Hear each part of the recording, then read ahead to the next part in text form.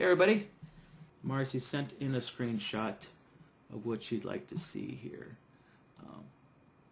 So this looks like a next-gen trigger line type of setup here, or maybe a slight modification of John's rules. I don't know his rules off the top of my head, but I know a lot of them have to do with these moving averages, which are called trigger lines in his trading room. So what we're looking for is we're looking for these Renko bars, right? These Beanie and Renko bars, and in this case we're going to use the Pro Renko bars, since that's what Next Gen uses in their rooms. And so what we're looking for is when the whole bar is inside these two moving averages, right? And so that's going to trigger a state, and since the bars are below these trigger lines, it's going to trigger a state that prevents us from taking a short trade. So as we can see, I believe this is the higher time frame, and I believe this is the lower time frame, right? And we can see the BloodHound signal on this lower time frame, right? And that's where you're going to want BloodHound to run, is you want BloodHound to run on the lower time frame. It just works out better that way, more reliably, because of the way NinjaTrader disseminates data. So so we can see that we have the short trade here that I'm sure correlates with the cyan circle on the higher time frame. And so what we want to do is we want to prevent this short signal from triggering, because the bars, right, the blue bars, were in between these two trigger lines. The whole body was in between these two trigger lines, right? So we want to use this as a state to kind of block any short trades from, I guess, here on out. So all right, so that's what we'll work on. And so let me get a few things going here.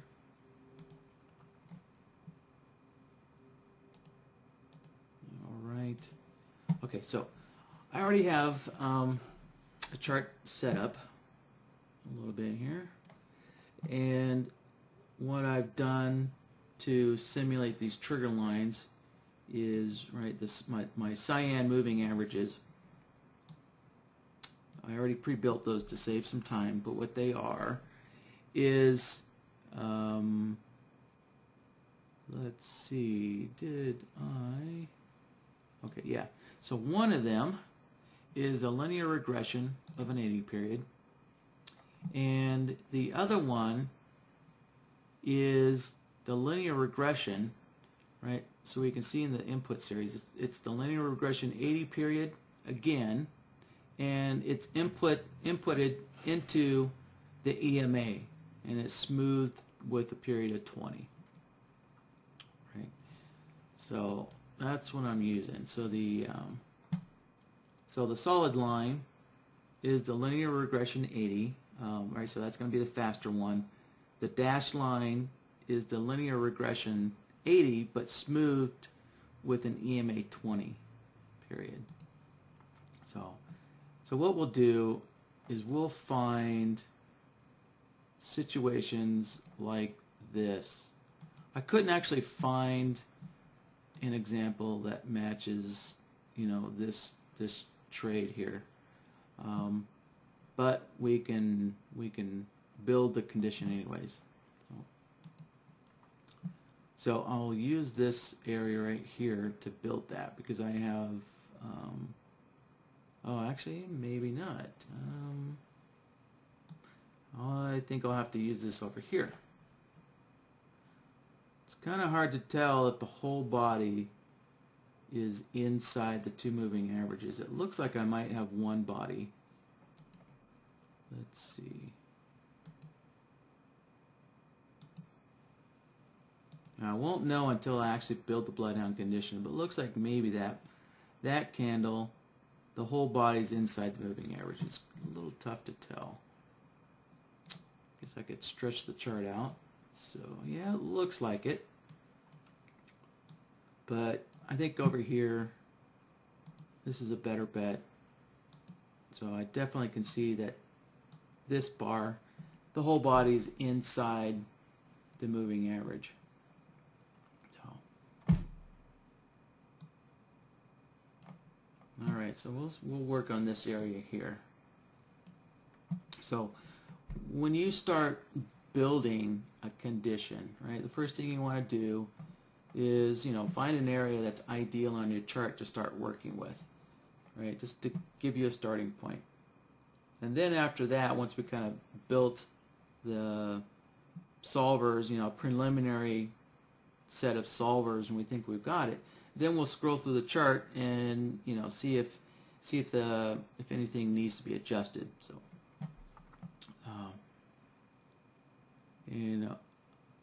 all right, yeah. So thank you, Marcy. Marcy confirmed that this is the lower time frame, and on the left is the higher time frame.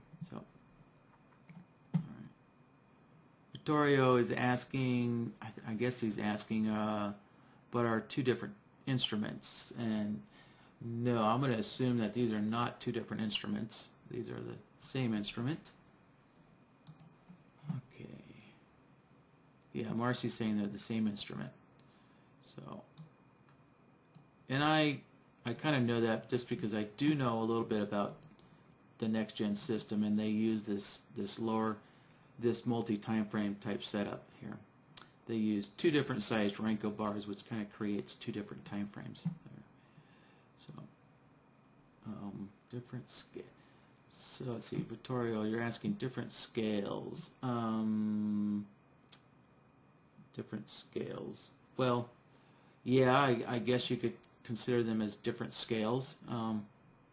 So no, Vittorio, these are both the same instrument. So are you asking me to demonstrate this on two different instruments? I guess, is that a question? Or are you asking me to try and demonstrate that? No. Okay. So no, these are the same instrument, just different size Renko bars. So that creates, a multi-time frame situation. So these Renko bars,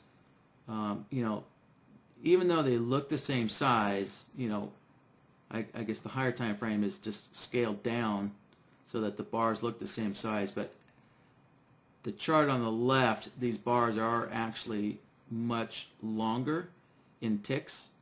In ticks they're longer, even though they don't look longer. It's just because the scaling of the chart is scaled down so that the bars look the same size, but they're actually not. Typically, I think the bars on the lower time frame here are about 5 ticks in height, and I think the bars on the higher time frame on the left are typically 12 ticks high, something like that. So that kind of gives you an idea, right? It's a 5 to 12 ratio. So yeah, all right, yeah, I can see how they look like they're the same time frame, just because the higher time frame chart was scaled down, so the bar sizes actually look the same, but they're not. So all right, so let me get BloodHound set up here. All right, so I have a blank BloodHound on the chart here, and I'll use the button up top that says empty template to open up BloodHound and get things going. So first thing we want to do is name our template today, name our BloodHound file.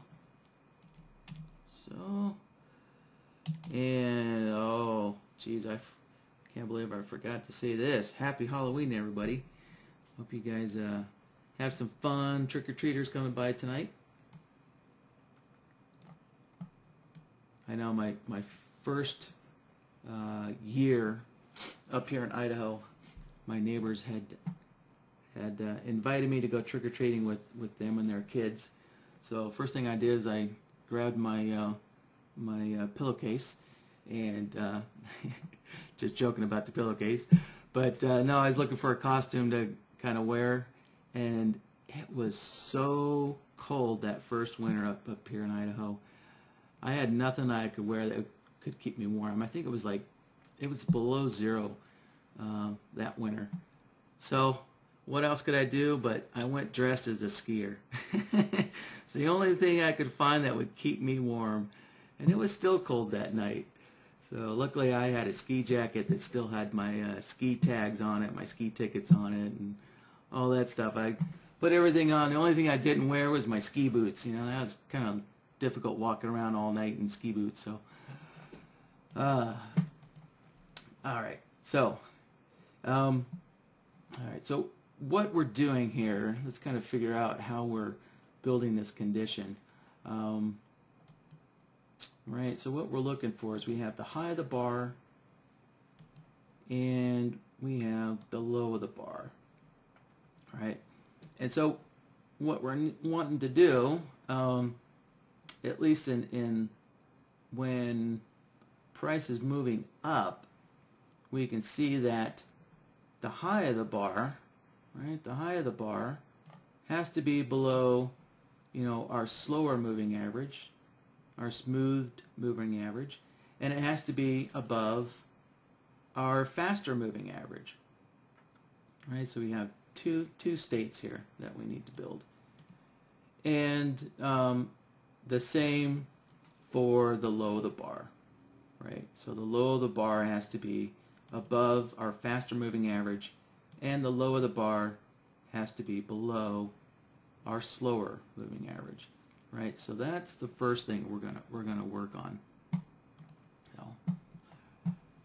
Okay, so we're gonna use a couple of comparison solvers to do this, and I tell you what, I'm just gonna jump on the logic board and just do this right away. And let's see, I'm not sure what to call this, so I'm just going to leave my logic name as that for now, and I'll think of a name as I'm building this, and I'll rename my logic template. Alright, so let's add a comparison solver on here.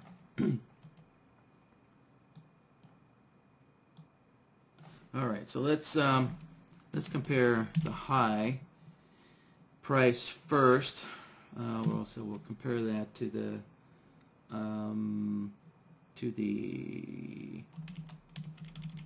triggers. Right? I'll just call it the triggers. So remember. So remember, for those of you who aren't familiar with NextGen, John calls these two moving averages here trigger lines. So. Alright, so let's connect our solver up, and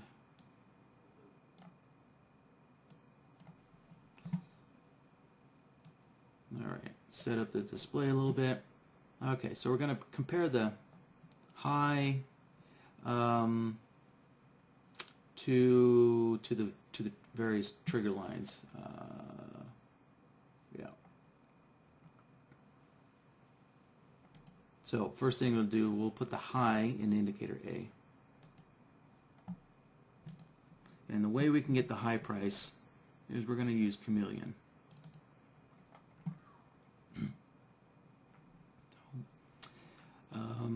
Alright, so we have the high price here, and that's already selected for us, right, the high price. And next we'll put the, we'll put the, what do we do? I guess we'll do the faster moving average. So that faster moving average in this particular case is the linear regression 80 period.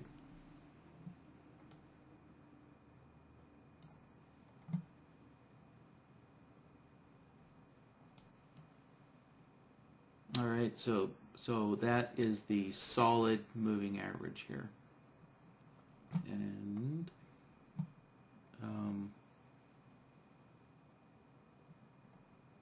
let's see. So we can see like here where we have a short output, we can see the high price is below our moving average. And as soon as the high of the bar goes above it, we're getting a long output. So, all right, and so let's see.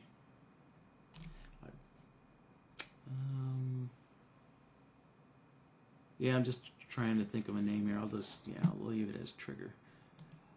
We'll leave it as trigger for now. Okay, so let's build another one. This solver will look at the low price and compare it to the trigger. Actually, hold on. Let's, sorry, getting a little ahead of myself. So this next one will compare the high to the slower moving trigger line. All right.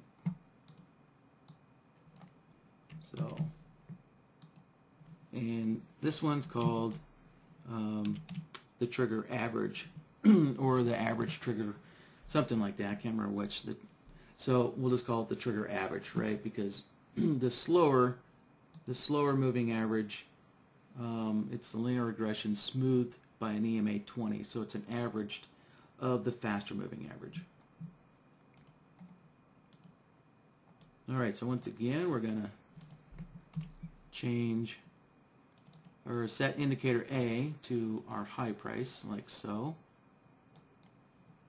All right, so we have the high price set in here, and next we need to set the slower moving average in indicator B. So the way we're going to do this is it's an EMA of the linear regression. So I'll set the EMA in there, and we're using a 20 period in this case. And next, let's go find the linear regression, right? And so this time, don't double click on this. Don't double click on the second indicator. You want to use the nested input button. So click on that, and now we can see the linear regression is now nested or feeding into the EMA. So, and our linear regression, we need to set this to an 80 period, and it only has one plot to select from, so we don't have to change that. So now we have the linear regression 80 being fed into the EMA 20. So we have a smoothed out linear regression line, right? And that's exactly what the dashed moving average line is on the chart. And let's plug this guy in here. So, all right, so we can see now, if we look at the chart, if we look at the bar here, we kind of have a problem here. So right now we have a short output, whereas this solver has a long output, right? So we have, mismatched outputs, and we kind of need to reconcile that if we're going to, build a single condition here. So, so here's what I'd suggest. Since we have to decide, do we want a long output or do we want a short output in this situation here? So let's go back to our original, requirements here, original condition. So what we're trying to do is we're trying to block this short signal, right? We're trying to block this short signal. So we could use a long signal to block this short signal, right? So if we use an AND node, so when we use an AND node, anything plugged into this, right? Anything plugged into it would require everything plugged into it to have a short signal or a short input in order to allow a short, this short signal through. So if we build, the logic for this condition to only give us a long and no short, then if we're absent a short output, from this situation, then the absence of a short output would block this long output, right, when we use an AND node. So, yeah, so let's see, this one, yeah, this one's giving us a short output, and this one is not. So let's modify this one to reverse, reverse the output. And, in this case, in this particular case, we could just use the invert. But typically that's not the case. Typically you cannot use invert. But the way I have this solver built, I know that we can because there's no bars that have no output, right? Every bar has an output.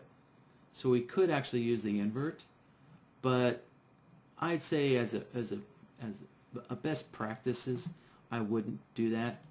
It's better to go in here and just reverse the outputs of this output section. Like that.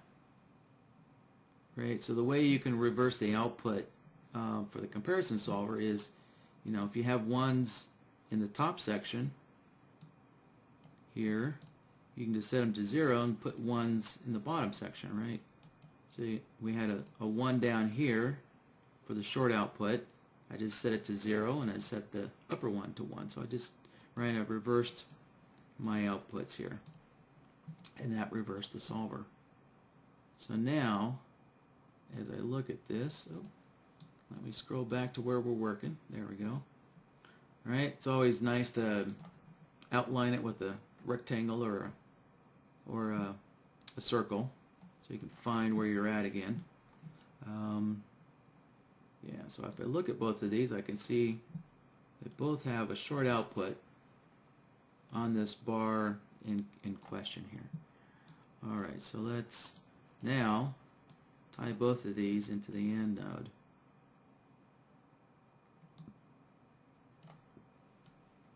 So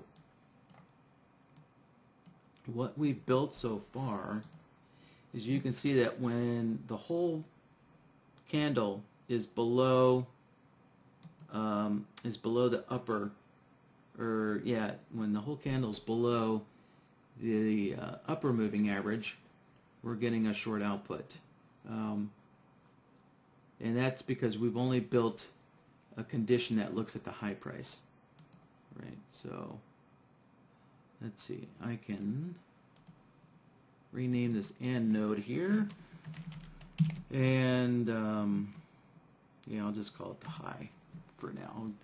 Kind of like to keep my name short. Okay, so now we need to build a set of comparison solvers that's looking at the low price of the bar. Right. So let's drop some more comparison solvers on here and get that done.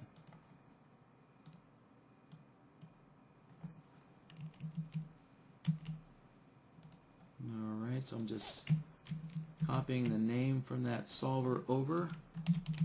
Okay, so we'll compare the low to the trigger now. So let's go put the low price in here. So I'll switch this over to the low price.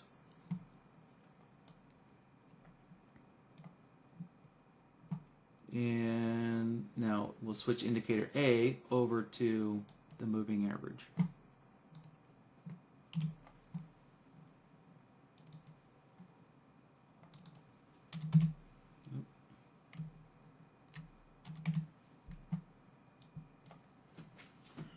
Okay, so we can see that we have a long output, and so we need to change that.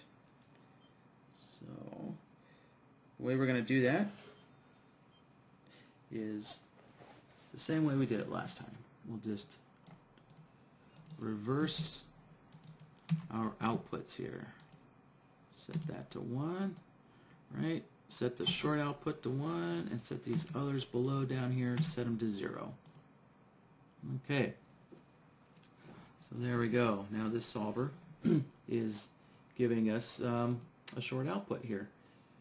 And that is when the low price, right, is above the faster moving average. And we can see these bars over here, the low price is below the faster moving average.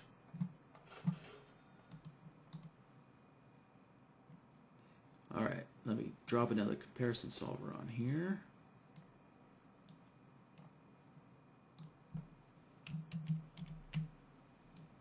So now we're going to compare the low to the trigger average, or the slower moving average, which is our dashed line again.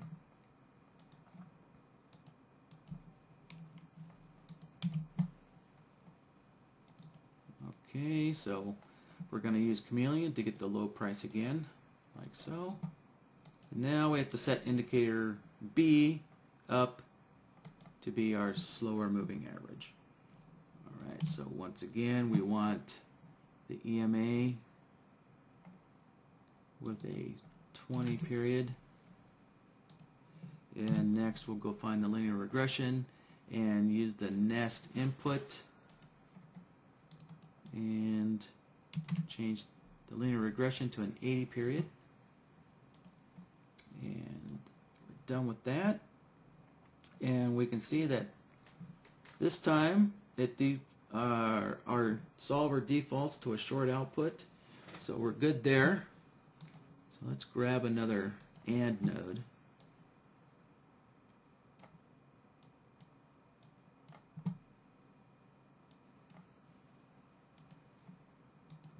This AND node is looking at the low price, like so.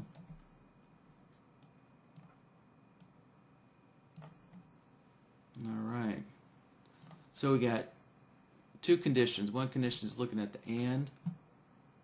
One condition is looking at the high price. The other condition is looking at the low price. And to find if the whole body of the bar is inside those two moving averages, we need to join both the high price and low price conditions together. And like so, bingo. There we go. Alright, so we don't need to use all of these three different AND nodes. So let's kind of consolidate this a little bit. And I can plug that in. Just do it with one AND node, and there we go. Okay, so I should rename my AND node there. So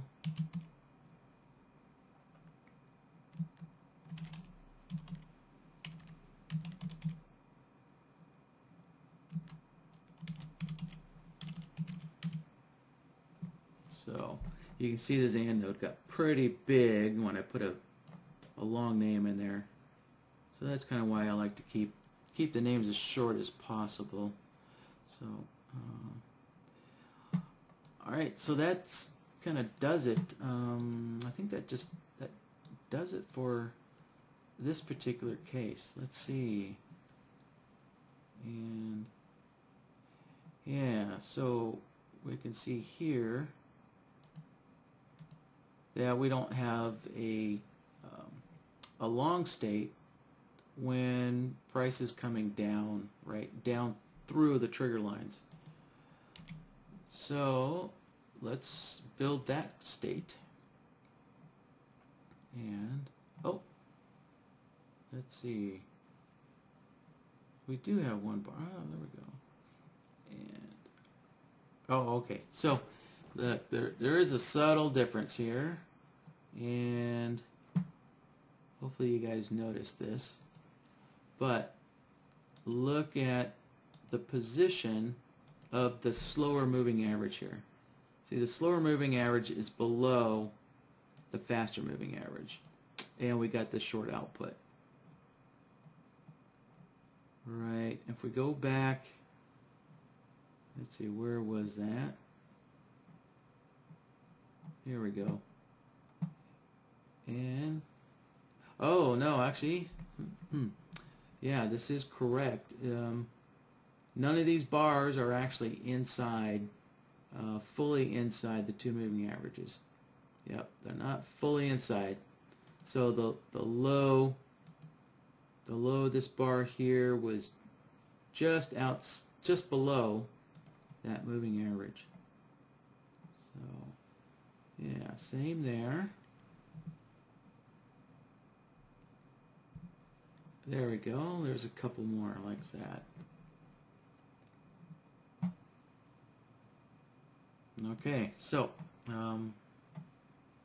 we got our condition built, and so the next thing we need to do is, now that we've detected when a bar is in between these two moving averages, we essentially need to hold on to that detected state.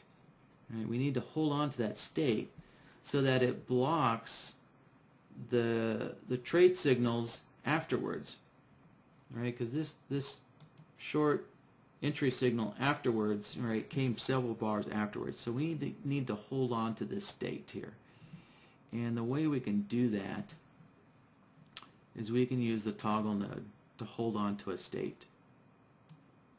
I can turn this on, or connect this up, sorry. And so when we get a signal coming in, so on a signal, we'll force the toggle node on, and then typically when you get an opposite signal, you'll want to force it off. And we're not actually using the reset connectors, right? We're not using that reset connector yet. We will, but we're not yet, so I'm just going to set it to no action. So my resets, since we're not using my resets, I'm just going to set them to no action. You know, I don't have to, but I think it's just a good practice to set them to no action. So that way when you look at this later on, you know, it's obvious that the reset is not doing anything, even though it is also obvious because there's nothing connected to the reset. Let me zoom in here. Right, so there's nothing connected to the reset connection there. So, all right, so let's go back to the chart here. Right, so we can see that essentially the state got turned on, and it got turned on forever. You know, let's see, it got turned on a long time ago back here. Yeah, here we go. So, look, we got another bar that's fully inside our two moving averages, and the toggle node turned on, and it stayed on forever, right? So it's going to be blocking any kind of long trade, you know, from here on out. And of course, that's not what we want. So we need some way to turn on, we need some way to turn off this state here. So, yeah.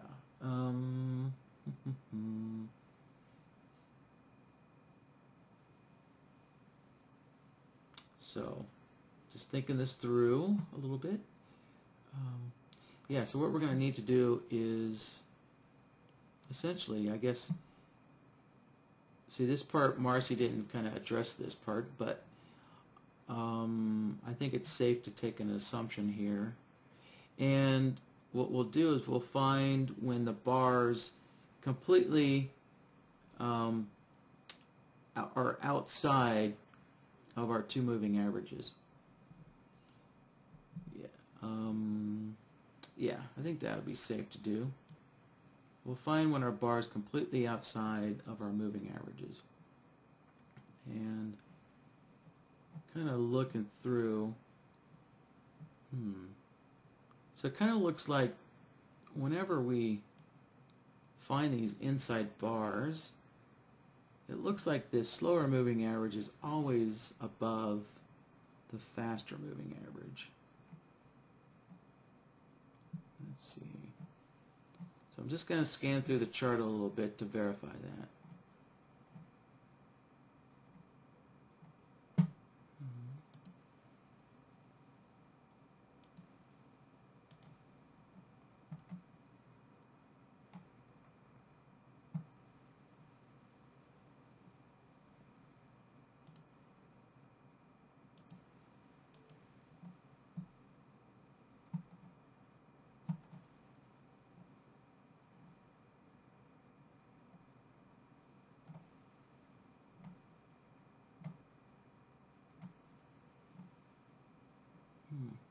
All right, well, I think it's safe to kind of take what I guess I'd consider a shortcut here.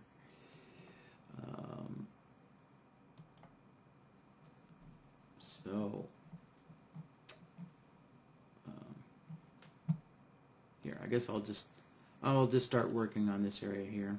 I'll mark that instead of scrolling all the way back through my chart trying to find that other spot. So I'm going to take a little shortcut here, and so essentially I'm just to reset the toggle node, to turn it off. I'm just going to take a shortcut and look for when the low, right, the low of the bar is above our slower moving average. All right, I didn't find any situation where the low of the bar might need to be above the faster moving average. So I'm just going to build it with just this one condition here. And then we'll scan through the chart, and I'll just kind of double check my assumption and make sure that my assumption is not violated, somewhere by price action.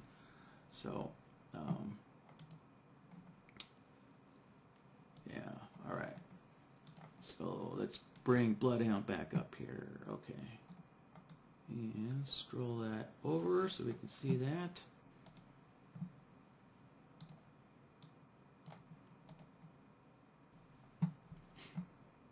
And let's see, so we're going to need another comparison solver, and actually maybe we can use one of the one that we have already. Let's see here. Yes, I think we can. Yeah. So I have a comparison solver already that, right, I can tell by the name. It's looking at the low price, and it's also looking at the trigger average, right, which is our slower moving average line. And I can see it's giving me a long output on this bar. Actually, here, this is the first bar that would actually reset that condition. So I'm going to use this solver to reset that toggle node, like so. And let's click on the toggle node here. So now I can set my reset section here, and right, so keep in mind hold on. So as we look at the output of the toggle node, right, the toggle node is giving us a short output. So this solver that we're considering using to reset the toggle node, this solver is giving us a long output. So that's opposite, right? It's an opposite signal of what the toggle node is giving us. So so we're going to use this in the, there we go, sorry, in the reset section on opposite signal, right, because we're getting an opposite signal coming in. We're going to force it off, like so. There we go. So now we have this short state turned off. Okay, so let's see here. So now we want to use this to block. Actually, hold on. I guess I need to find a place on the chart of a signal that we actually want to block. So.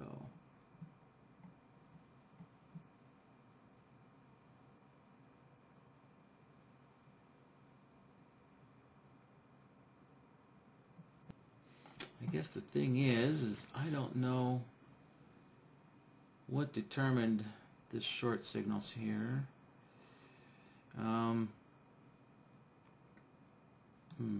Well,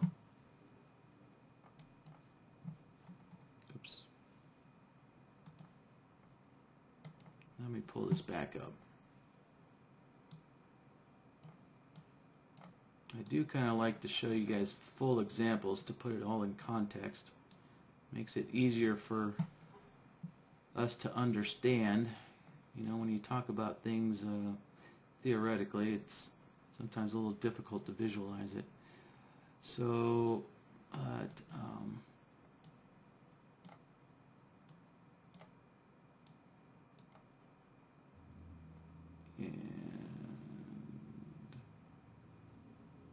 so essentially, this is the setup that would, you know, that would block that short signal. Now, you'll probably notice that, you know, I built this on the lower time frame, and you know, which is okay to do, because I can easily move this to a higher time frame. So let me let's see.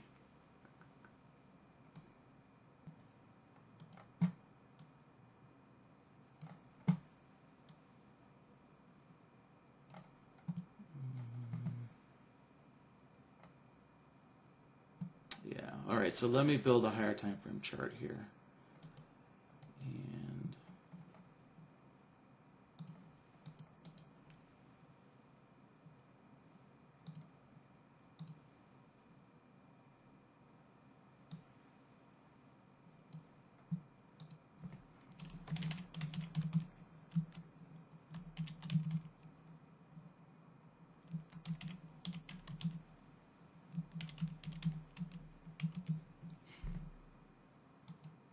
alright, so I guess for now that's the name I'll give this template here.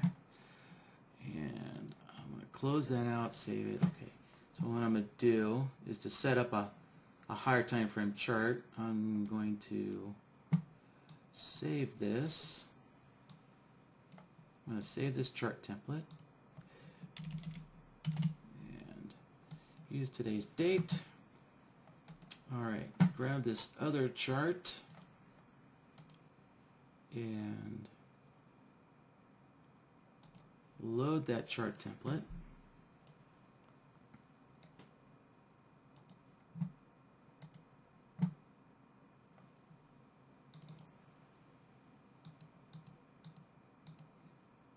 Alright, I have to change my data series, and so I think 12.3 is typical for what NextGen teaches for a higher time frame.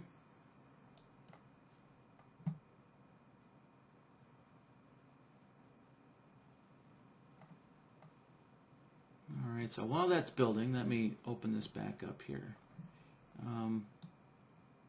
So what we're looking at, you know, if we look at BloodHound's output, what we're looking at, it's a little confusing, and that's because we're not looking at trade signals. We're looking at an output that's designed to block signals, right? That's why it's confusing, because it's completely opposite. So when we see this area here on the chart, you know, when we see this area on the chart, that essentially it's all green. You know, what that tells us is that if this set of logic here is designed to block trades, what it's going to do is it's only going to allow long trades through. So I guess here to kind of let me kind of complete this.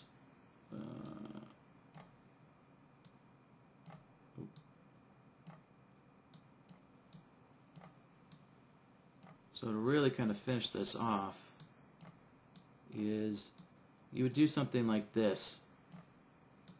Now, the rest of your logic here, actually, yeah, I'll just build something real simple. Hopefully this works out.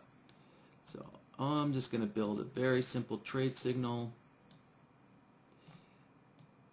that takes a trade every time the closing price reverses on this.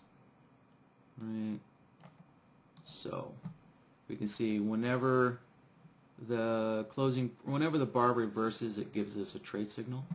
So this will kind of simulate our trade signals.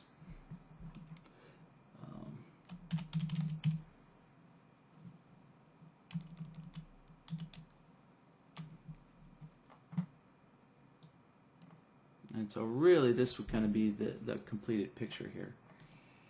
And let's see here.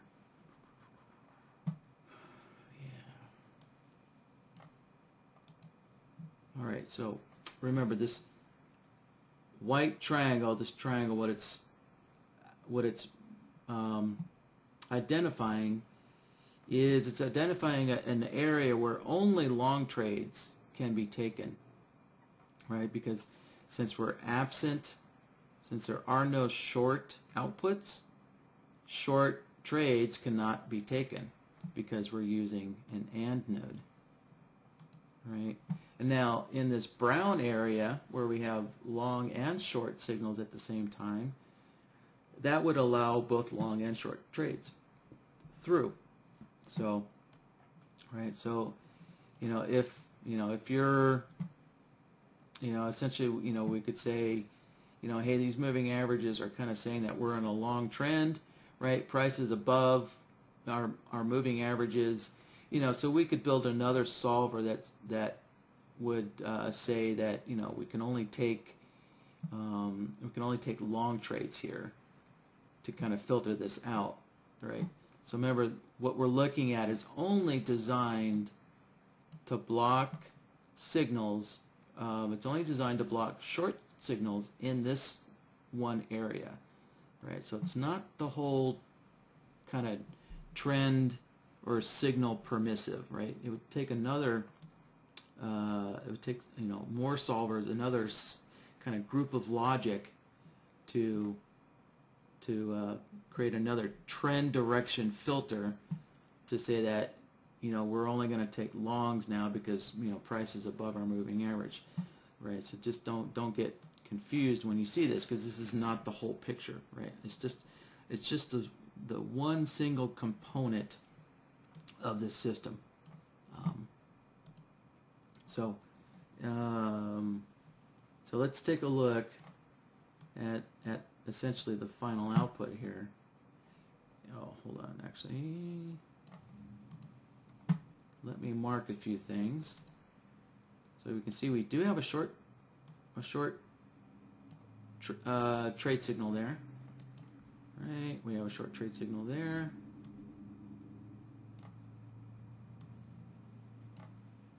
So I'll mark a couple of these guys.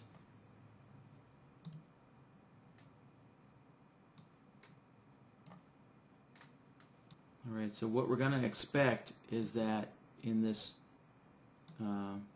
white triangle, we're going to expect to block this short trade signal here.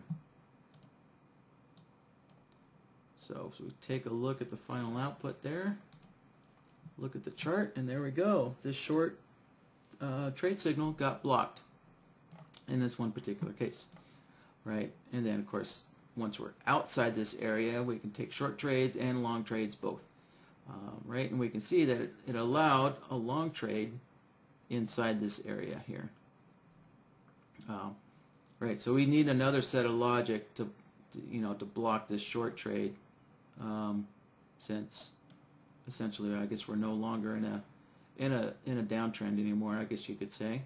Right, so let's kind of take a look here, see what we have.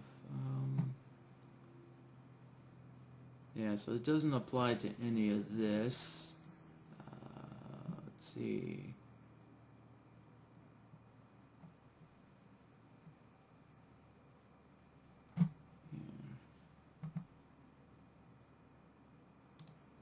I think it's going to be faster if we actually look at the permissive signal here. Let's see. All right, so yeah, here we go.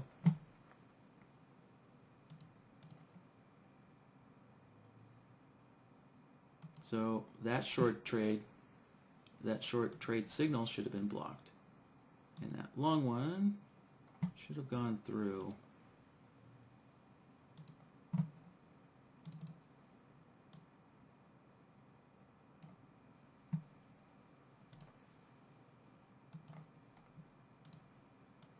Alright, so let's take a look at the trade signals.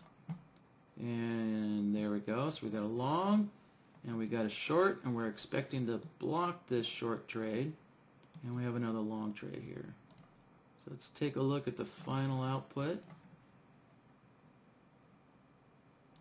And I can name this and node. I don't know, I guess I'll call it filtered signals, or filtered trades. Alright, so if we look at this, so there we go. Now we can see the short signal is now blocked. So, alright, let's see if we can maybe find an example of a long trade being blocked. Let's see. No, not there.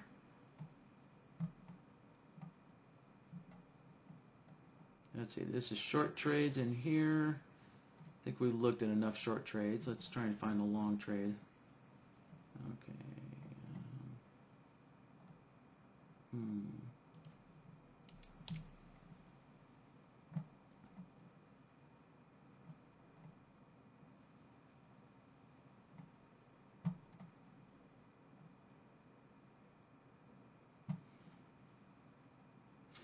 Well, keep in mind, I am looking at oil.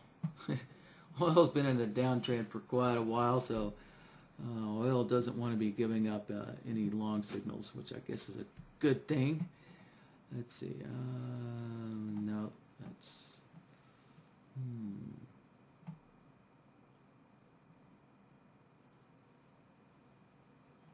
Alright, not there either.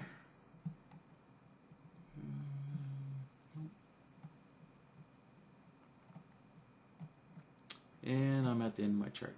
Well, I didn't find any long examples, but I'm confident that they would work out. So, alright. So, I think that kind of does it. I'm going to look through the questions here and see if there's anything that pertains to this particular idea. Alright, I see I got another fellow BloodHound user here in Idaho. Hey, John.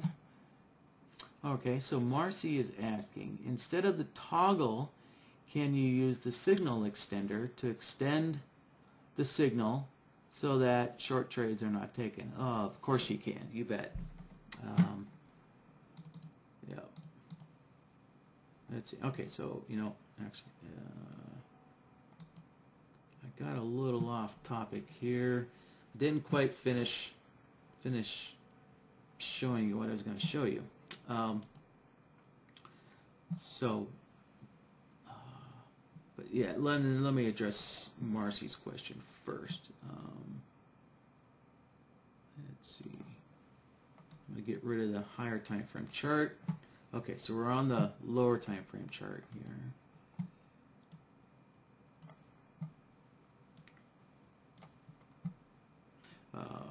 So yeah, so if you want to use the signal extender, now the signal extender, essentially what it does is it just kind of, you just have to pick a predefined, you know, number of bars to extend the signal out.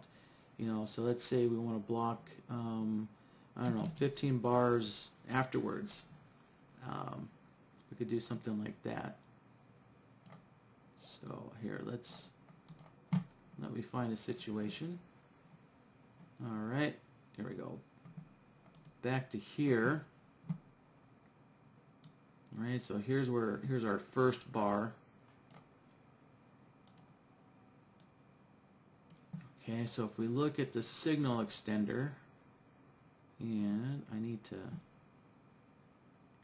Alright, so a signal extender, the only thing that's going to reset the extender is the reset signal input here. Let me zoom in.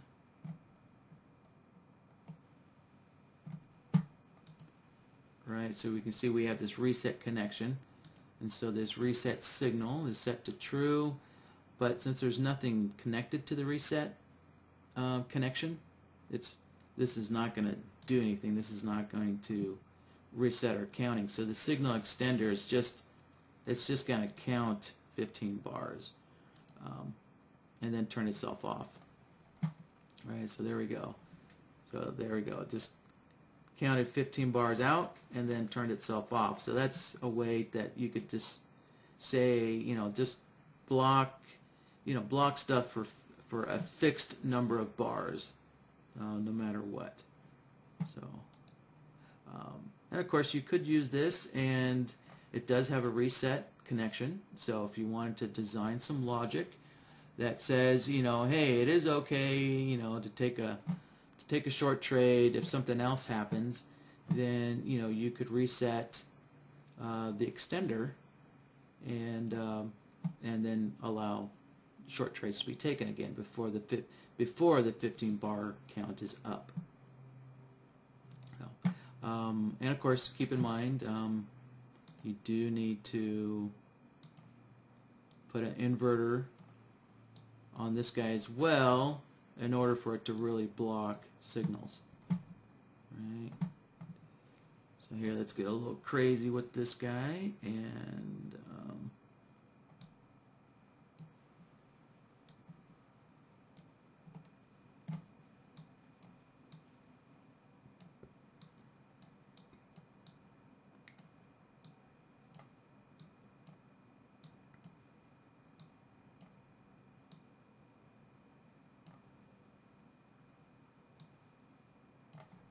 hold on a minute.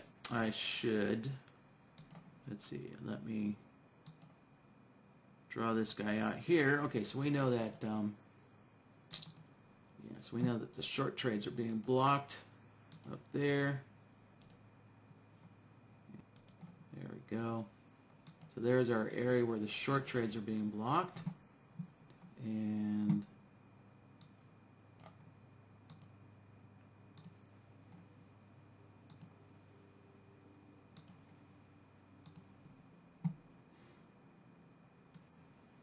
so what we're looking at is the trade signals are being filtered using the signal extender. And so we can see that this short trade here was blocked because it's inside this area here of 15 bars that are being blocked. So there's another way to do that. So, all right. So let me now kind of get back to, I guess, finishing this up, because right now, right, this is working on the lower time frame. But remember, originally we wanted to work on the higher time frame, right? So we want this logic here, this logic that looks for the bar, being inside the two moving averages. That logic's supposed to go on that higher time frame. So here's that higher time frame chart, and we can see that the BloodHound file is already loaded, and if we open this up, right, so I have this BloodHound open, and I have this BloodHound open. Now keep in mind, this is very dangerous to do because you could accidentally lose the work that you've done. So let's look at both of these. Right? See how this set of logic, it's the older set of logic. This set of logic, right, is the newer one. I just added, extra nodes in here, right? And this other BloodHound doesn't reflect that. So if I close this out, right, every time you close the interface, it saves back to the file. So this older version could accidentally overwrite my newer version. So you have to be very mindful of that. But what I'll do is I'll just load the file up again. So if I reload it again and see, look, it still doesn't match. They still don't match. Right? And that's because I haven't saved this yet. I haven't closed it. Right? This doesn't get saved until I close the interface. Or I could just manually save it. So I could save it like that manually, and then go in here and reload it, and there we go. Now we can see they both match. They're both up to date. So now I'm safe, and I'm safe until I make a change to one of these, and then I'm essentially kind of in an unsafe state again. So just be mindful of that whenever you got two charts loading up the same BloodHound file.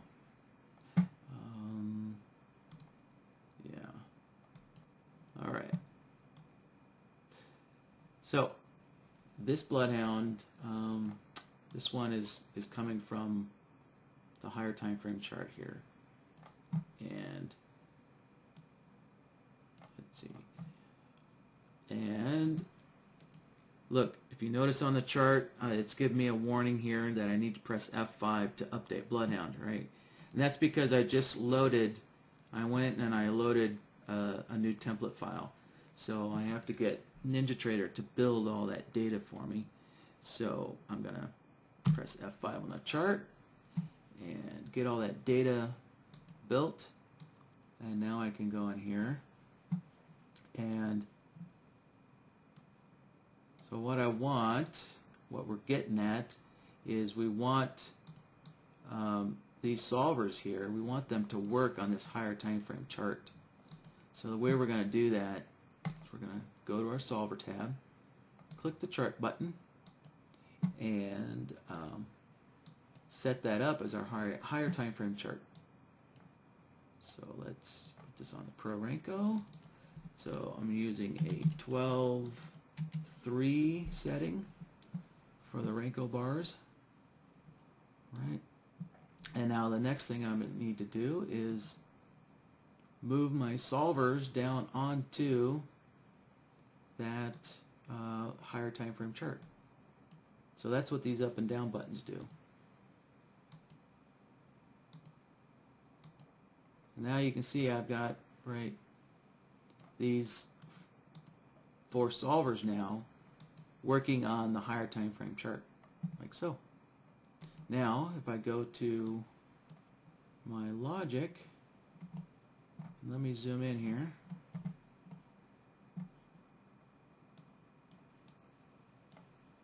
So you see the text right above the solver now? So that text above the solver tells me it's on a different time frame. Okay.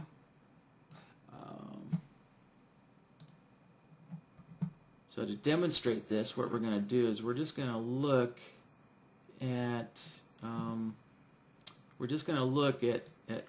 when the bar, or we're going to look at this set of logic here, this set of solvers, which are on the higher time frame here, and we'll look at that on the chart. But if you notice again, the chart tells me I need to press F5 to update BloodHound again, and the reason why is because I added another data series into BloodHound, right? And so to get NinjaTrader to build this higher time frame data series, we had to press F5 on the chart again. So let's do that, and let's look through the logic here. There we go. All right, so we have a couple of bars. So here's a little NinjaTrader trick you may or may not know. Right, I'm going to outline this.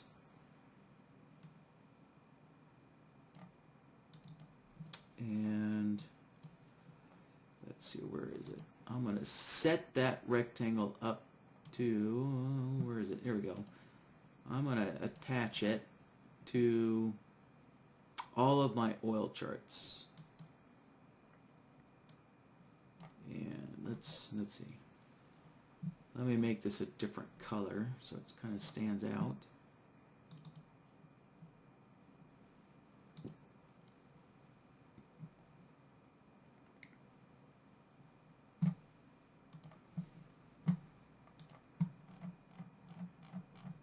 So now I need to find that area on my lower time frame chart.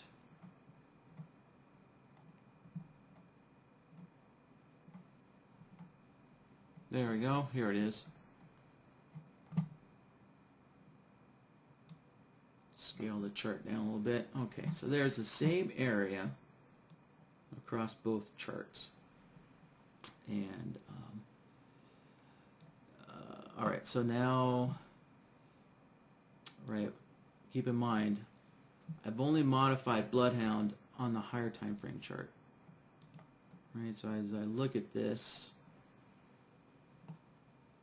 right, it's only modified on this one chart. So what I need to do is I can see, right, on the lower time frame chart, I don't have that other chart data on here. So I need to synchronize them both. So let's go in here, reload that file, and there we go. There's my other chart data, my higher time frame. So just keep in mind, you know, just to kind of note that, you know, to put solvers on a higher time frame, you don't have to go through this whole process I'm doing this whole process so you guys can visually see and understand what's going on. Okay, so you know, I loaded up this other chart, put BloodHound on it, just so you can visually compare, you know, one chart to the other chart. You know, so to help you understand, you don't actually have to do this to get it to work in BloodHound. Right? To get it to work in BloodHound, I could have done it all inside of this one chart. Right? I could have added this higher time frame, you know, from just this one chart. I could have done it all in just this one chart here, but I'm taking this extra, you know, multi-steps here just to give you a visual aid so you can understand what's going on. Okay, so since I loaded that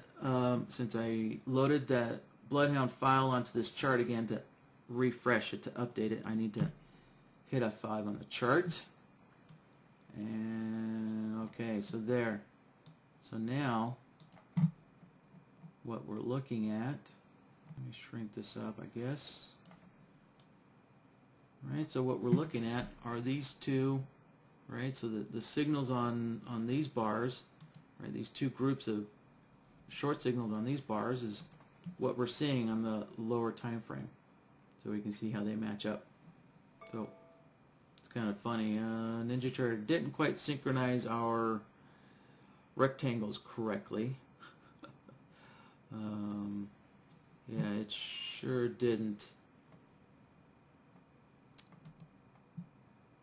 Yeah, it definitely didn't synchronize our rectangles correctly, but in any case, that kind of gives you a visual aid there. So now, let's see.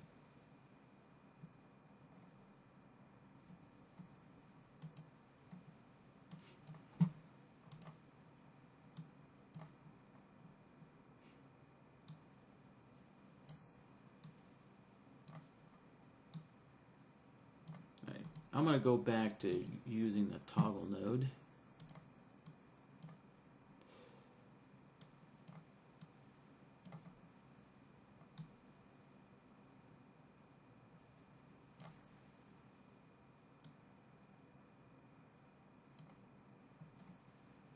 There we go. Okay, so on the higher time frame chart, I'm looking at, right, the output signals that are doing the blocking, that are blocking the trades.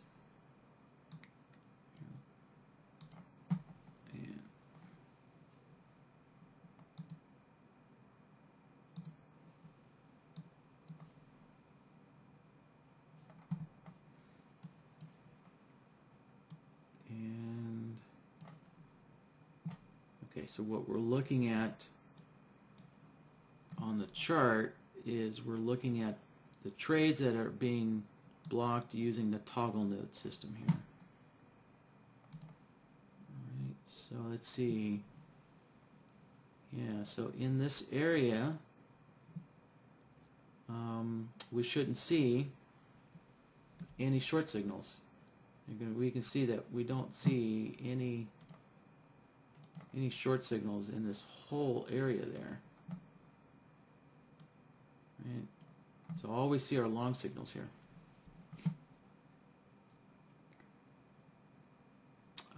Until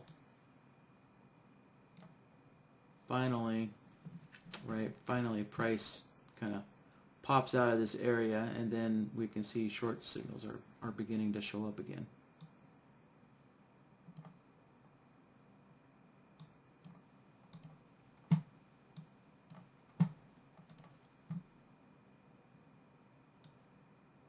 So let's take a look once again.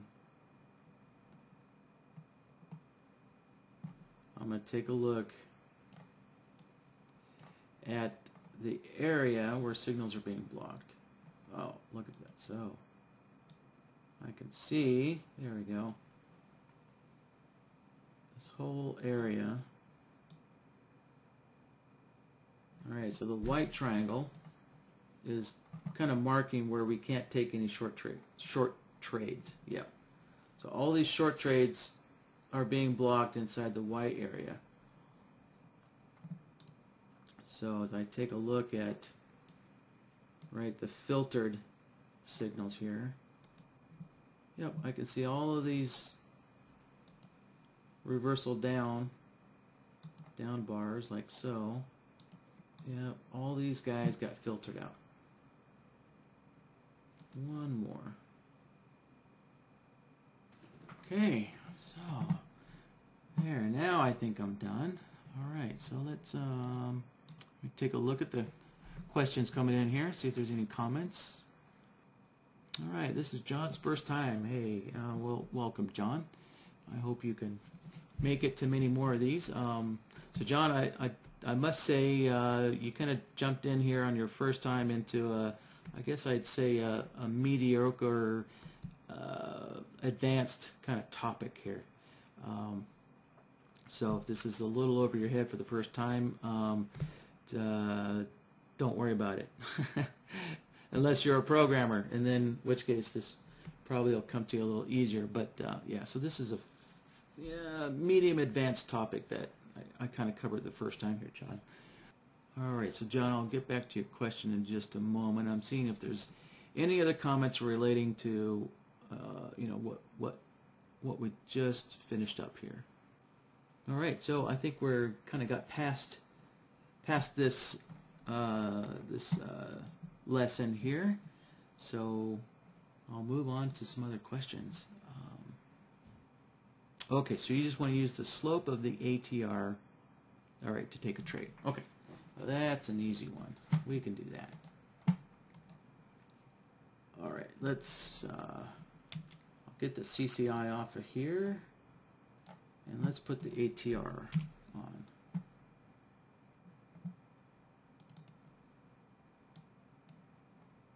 And alright, so let's see, a 14 period, and sorry, there's no multiplier in the ATR.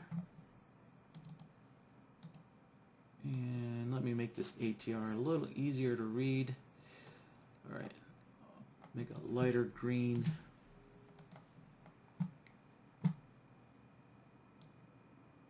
Alright, so let's see. ATRs really behave funky on these Renko bars, so how about if I'll just switch it over to a simple 2-minute chart. Okay, there we go. Now our ATR has some more variance in it. Alright. Let's get this. Let me get everything kind of set up again. Alright, so I'm going to start a new logic board. And so we'll call this the ATR slope. And you'll notice now that under my solver nodes, I have the default time frame, and I also have this higher Pro Renko time frame as well. So I can automatically, create new solvers on this higher time frame if I want to, using this pop-out menu. But we'll stick with the default time frame. So I'm going to grab the slope solver here, connect it up, and alright, so I see, alright, so Gunter's, alright, has some modifications on here.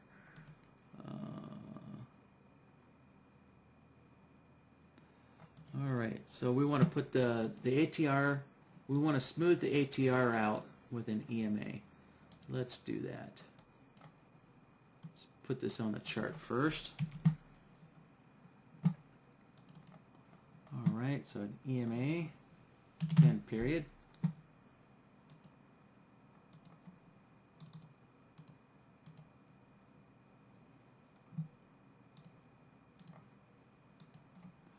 And I'll feed the ATR into that EMA. And all right.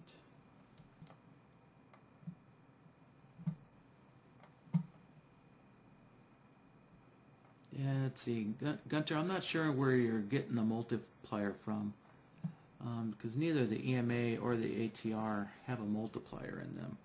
So I'm not sure where you're getting this multiplier from.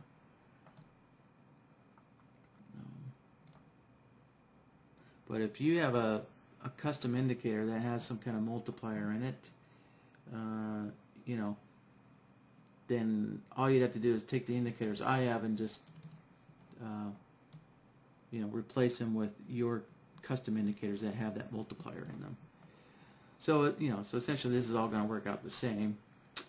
Just substitute your own custom indicators in here. And I need to put this EMA into a new price panel. There we go.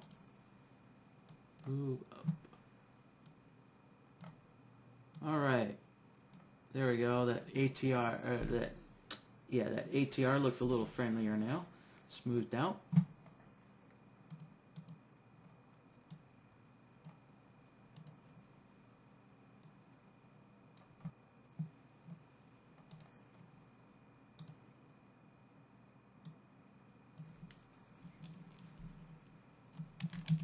Alright, so this is the EMA 10 of the ATR 14 slope. Alright, so let's put in this smoothed ATR into this slope solver here.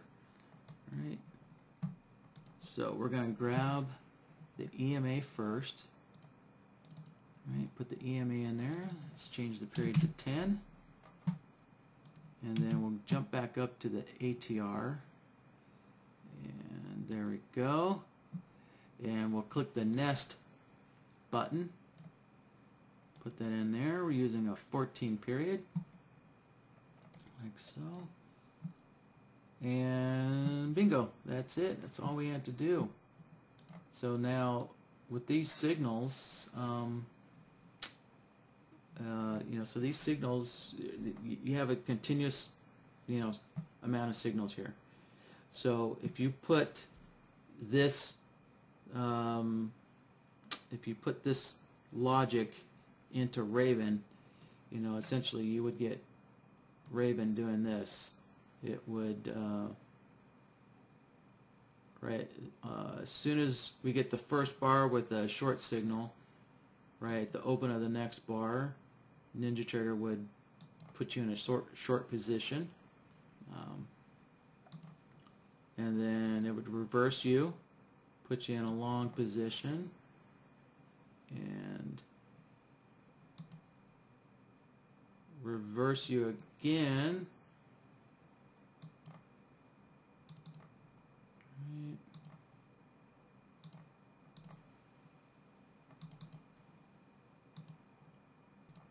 like so.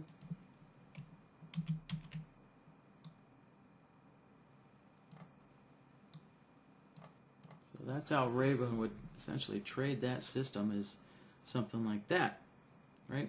Unless you, of course, you're using this as a filter. So, all right. Let's since I don't really see that many more questions in here, I'll take a moment and put this into Raven. And, okay, so for the new people in the room, the way you get to Raven is you can click on the strategy button on the top of the chart, or right click on your menu and click on strategies. Alright, so there's Raven. And with Raven, you want to start at the top of the list, right? The top of the settings, and just work your way down. So for anybody new to strategies, from this general section, so you see this general section here, all this stuff, everything down, everything from the general section down, these are all NinjaTrader settings, right? So if you would, so if you want to learn what all these settings do, you can just open up your NinjaTrader help guide, and that will explain what these do. And once I'm done here, I'll kind of show you, I'd said earlier, I'd show for anybody who's somewhat new to NinjaTrader where you can get some training video. And they also have a training video that shows you, what all of these settings do, what the NinjaTrader settings do inside of a strategy. Right? So these are all NinjaTrader settings. And everything above, so from the strategy template down to trade management, these are actually Raven settings from us at Shark Indicators. Right? So there's two sections to Raven here. Half of it is Raven settings, and the other half are NinjaTrader settings. Okay, so let's load up this ATR system into BloodHound. So we're going to click on the template. And you'll see the BloodHound's interface opens up. And I'm going to click on File, and our template just happens to be right here on the top. Right? So it loads it up. And what I'm going to do is I'm going to click on the logic template, and I'm going to select my ATR slope. And it's a good idea to do this. This is a very simple system, but the reason why you want to look at your logic templates is just to make sure that everything's connected up correctly. Because let's say, for example, I actually wanted to look at this inside bar setup here. Look, I've got a lot going on here, so it's always a good idea to just take a quick look, make sure everything's connected up correctly, because I might have accidentally, left it like this, where I was, debugging it or demonstrating something to you guys, and I might have left it in a wrong state. So it's always good to make sure that you've got all the leaders connected up correctly, something like that. Or maybe I didn't want to trade using the toggle node setup. Maybe I wanted to use the signal extender setup, and I would have had to connect this up correctly like that. So it's always a good idea to take a look at your logic board, when you're loading this into Raven. So, but let's put this back on the ATR, because this is what we want to look at. And we'll just click OK. And I'm going to set my entry logic to ATR. I don't have an exit logic. And we'll set this up so it just takes market orders. So it just submits market orders, right? So that means we're going to leave the limit orders, we're going to leave that off, leave it at false. And since if I don't set a profit target and stop loss, that means that Raven's just always going to be reversing. All right, it's just going to reverse, reverse, reverse, reverse.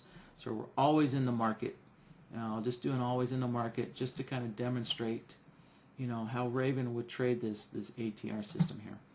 And all right, so next thing, I'll just turn it on and let it go. And you can see Raven's inner chart trader here is flashing its buttons, and what that does is it's telling you that Raven is doing all the back testing and stuff, or Raven's not doing the back testing, but Raven is telling NinjaTrader, you know, when to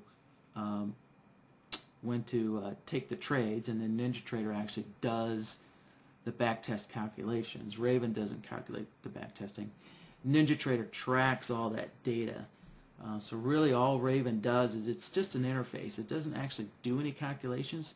It's just an interface that tells NinjaTrader, you know, hey, consider this a trade. You know, execute this trade, whether it be in back testing, or execute the trade whether it be live. So when the buttons are flashing, that's where Raven is telling NinjaTrader execute the trade. You know, whether it be back testing or live. All right, so we can see we have trade results on the chart, and let me try and make everything a little easier to see. Oh, went into the wrong area. Here we go. Open up the data series. And change these colors so they're a little easier to see.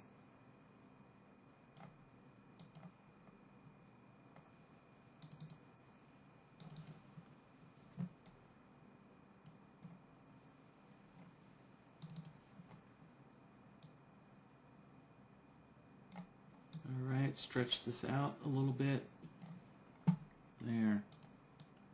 So we can see that, right, I've got these arrows on my indicator still. So we can see, let's see, let me scale the chart down a little bit. Alright. Yeah, so as we look at this bar here, we can see that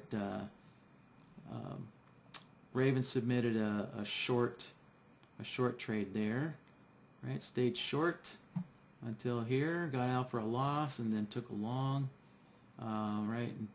And then reversed to a short, and then reversed to a long again, right? So there you go. So Raven is just always in the market there. All right, so Gunter, I hope that answers your question.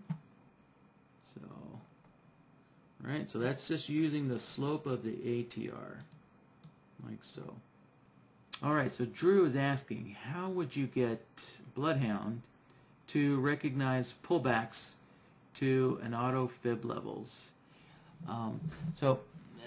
Essentially, you'd use a comparison solver, or you might use, depending on your indicator. So I don't have any indicator that plots fib levels, but I could give you somewhat of an example there, Drew. All right, let me order filled. Close out Raven. You know, I guess, you know, it's a good practice if you're shutting down Raven. I disable it first, then close out your contracts, and then go in here and remove Raven. It's kind of the best way to do that.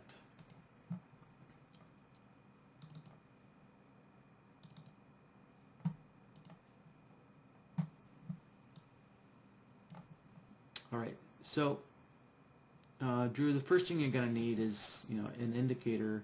Your fib indicator is going to need to plot the fib lines out onto the chart as plots.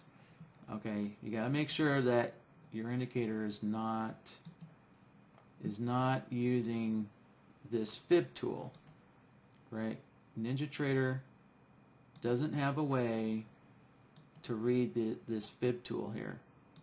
Right, so if your indicator's putting this on the chart, then BloodHound won't be able to read it. Right, there's just, you know, it's kind of surprising that NinjaTrader didn't provide a way to read this data, but hopefully with Ninja 8 they might. So what I'm going to do is I'll just put something on here that comes with NinjaTrader. And I'll put the pivots on here.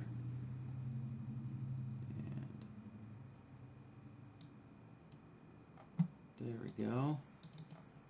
Add the pivots. And just to note, NinjaTrader has stated that there is a problem with NinjaTrader's data feed.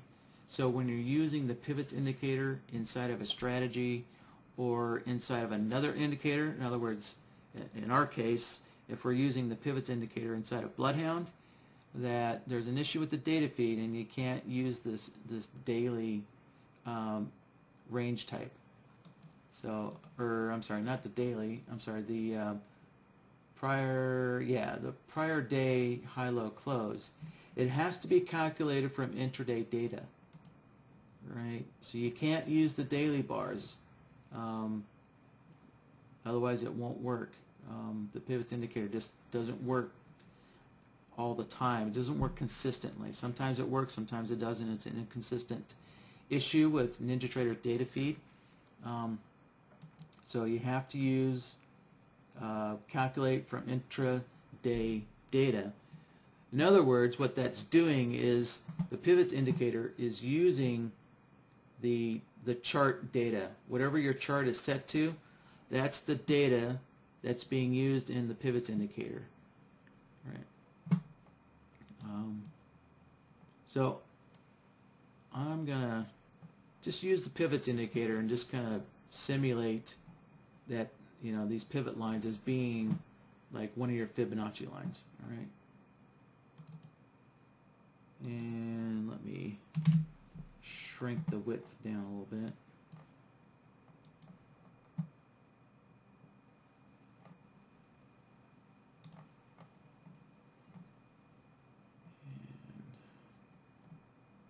Forgot I had my chart on a fixed scale, so okay, I need to find a good working point here. Alright, here we go.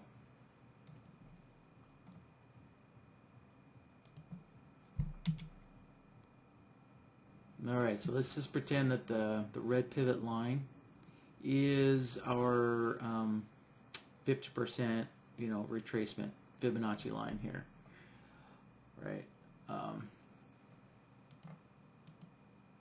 And we'll find when price comes down and essentially touches our, you know, our fib line or breaks our fib line.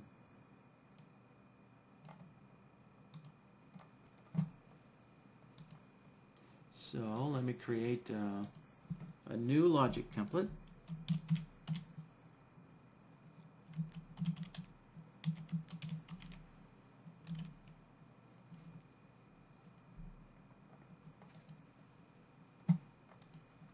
And we're going to use a comparison solver, right? So I'm going to be working on the default time frame. We're using a comparison solver. And just for you new, for the new people in the room, the default time frame is whatever my chart is set to, right? So I have BloodHound running on this 2-minute chart. So this 2-minute chart is my default time frame, you know, as opposed to this Pro Ranko chart that I have added on here from the previous lesson. So, all right, so let's plug the solver in.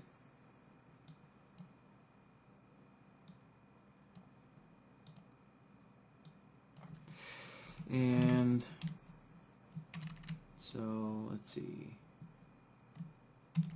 So I'm going to use the low and the high price and compare it to the pivot. Let's see, what is this? This is S2 in this case.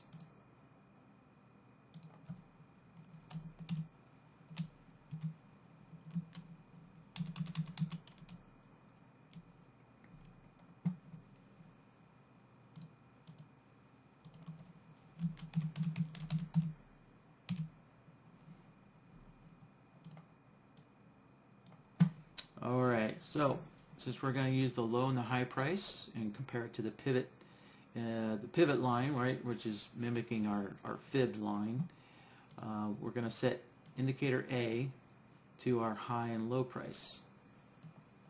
Now, so let's get Chameleon on here, right? So Chameleon is giving us our low and high price. So let's see, let's take a moment to look at what price is doing. So what I have pulled up in my chart essentially is price coming down and would be hitting our 50% retracement line, or whatever retracement line you want to use.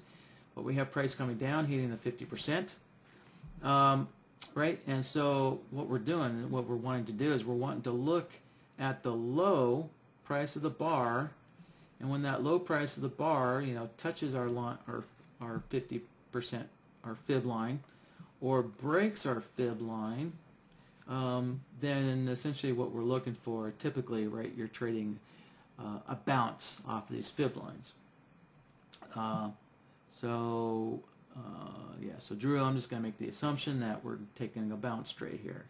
So we're going to use the low price to generate a long signal.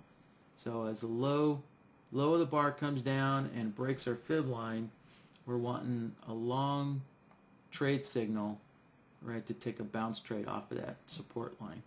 And so therefore we're going to use the high to generate a short signal, right, to generate the opposite side. Okay. And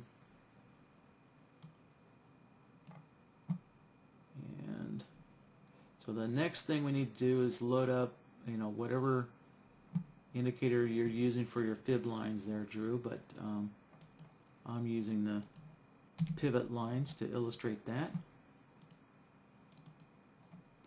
And I need to make sure that everything's set the same as how I have it on the chart, so I need to remove the daily bars and put it on intraday data.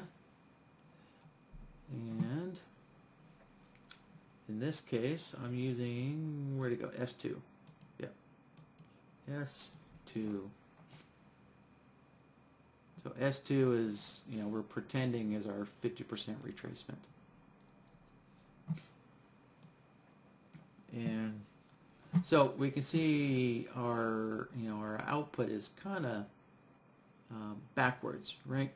We don't want a long signal until the low actually, touches or breaks below our Fib line there. So what we need to do is reverse the outputs here. So let's turn the longs off,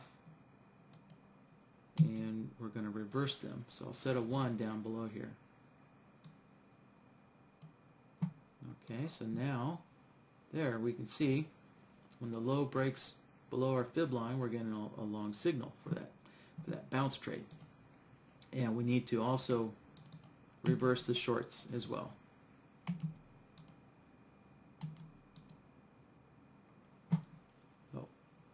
All right.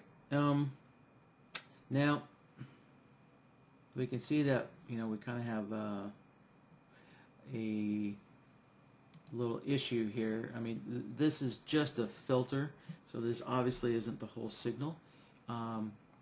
I don't really have enough information to know, how do I, how do I get rid of all these, short outputs here? Because really all we're interested in is the long outputs, but you'd need some other criteria that you could, some other conditions that you could use to, get rid of these short signals here. One possibility that we could do, let's see, just as a quick example, I'll add another comparison solver on here, and actually I'm going to take a shortcut here. I'm going to take, let's see, delete that. I'm going to, oops. So I made a copy of that other comparison solver, and let's see. kind of need to give this another name.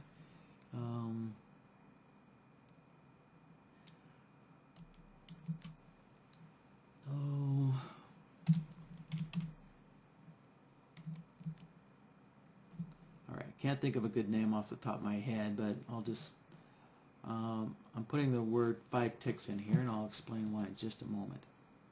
So let me add that solver onto the board. So there it is, that new one I just made. So this solver, right, is a copy of this other one. Now I can take this copy and modify it. And what I'm going to do, I'm going to create a little filter that checks to see if the low price or the high price is within 5 ticks of our S2 line. And it, oh, sorry, I didn't put a 5 in here. So we want a 5 ticks in both the large amount and small amount. And so now it works. So what I'm using is this neutral area, this neutral output.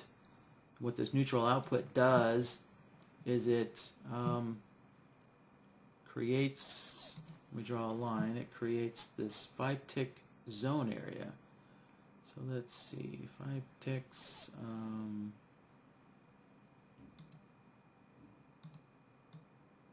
yeah, so that's pretty close enough for visual. So what I did is I created this zone around our S2 line, or our Fib line, any line that you got, right? So it's 5 ticks above, 5 ticks below.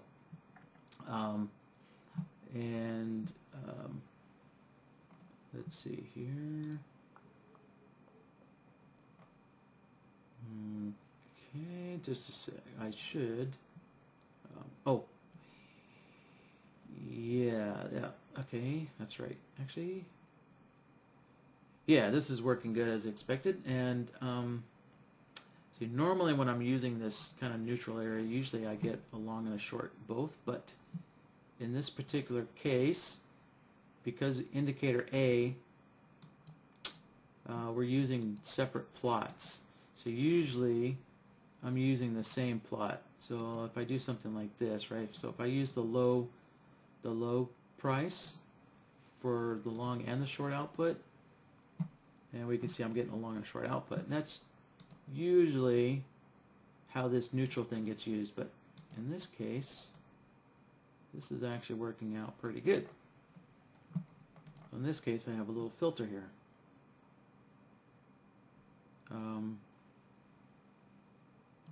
Yeah, so as soon as the low price gets below our S2 line, right, we're getting that long output here.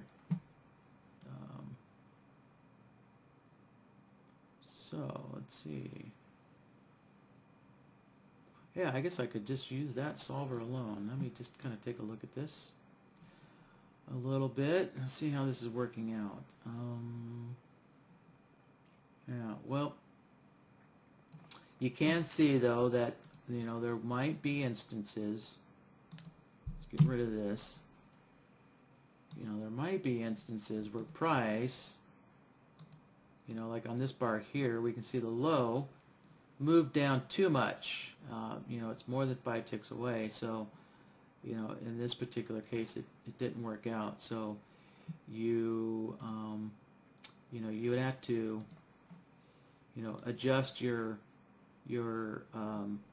you know, number of ticks accordingly, or you could use an ATR as well. You know, if you wanted to use something something that adjusts with volatility. So the reason why this ATR measurement unit is in here is so you can have your system adjust for volatility. You know, 100 bars. You know, that really kind of smooths out the volatility quite a bit. You know, so that kind of helps. It kind of helps as ATR setting, so it's universal across, you know, all the instruments, because, you know, every instrument has a different level of volatility in it. So 100 bars kind of smooths that out altogether. But if you're wanting to, you know, adjust your measurement, you know, by a more local volatility move, then, you know, you could just knock this down to 15 or something like that. And let's see what that does. Oh, sorry, I need to change both of these to ATRs. 15. And, you know, 5 ATR is an awful lot. Let's change this to something like 1.5.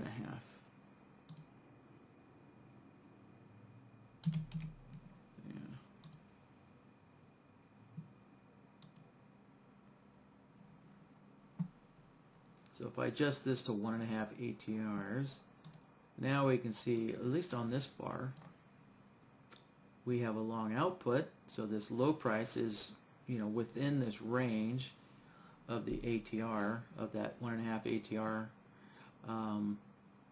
But we can also see that we have a short output as well, right? So just keep in mind, this is, you know, not a trade signal in itself. It's just determining or detecting when price is within range of our S2 line, or in range of our Fib line there. So it's part of it. Let's see. So it looks like Drew has given me some more information here. Let me take a look at this. So Drew's using a 2050 SMA composite and an ATR trend line as well. ATR trend line as well. Oh, I see. Okay, yeah. Now I think I understand. All right, so I think Drew has given me an example of how he's filtering for the trend. He's filtering for the trend here. So he's using, let's see, a 20, an SMA 20 to an SMA 50 comparison.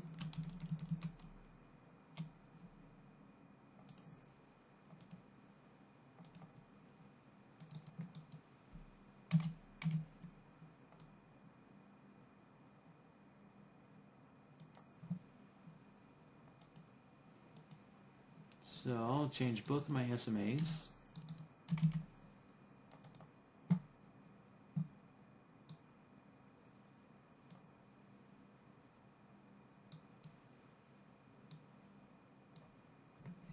So let's see, that doesn't work out in our situation here. Let's, shoot, that was almost close enough, not quite.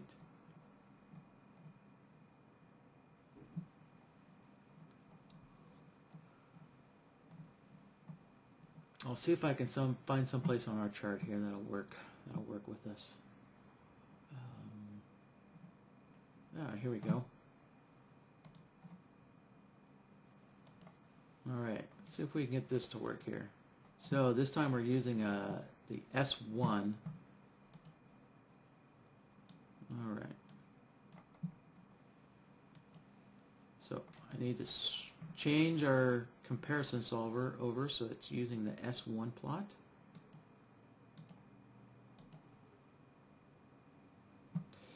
And alright, good news. Okay. Just for simplicity, I'm gonna, let's see, change this back to ticks. Alright, it's just a lot easier to visualize ticks on a chart than it is in ATR.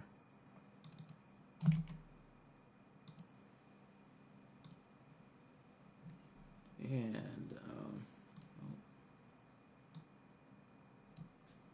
looks Looks like 5 ticks is a little too much. Yeah, okay, great. So, and we don't have to worry about these long outputs here, because we have a trend filter here, right? So we don't have to worry about those long outputs because we have this trend filter here, right? So we have this long trend filter that will help out. So if I connect these two together now with an AND node,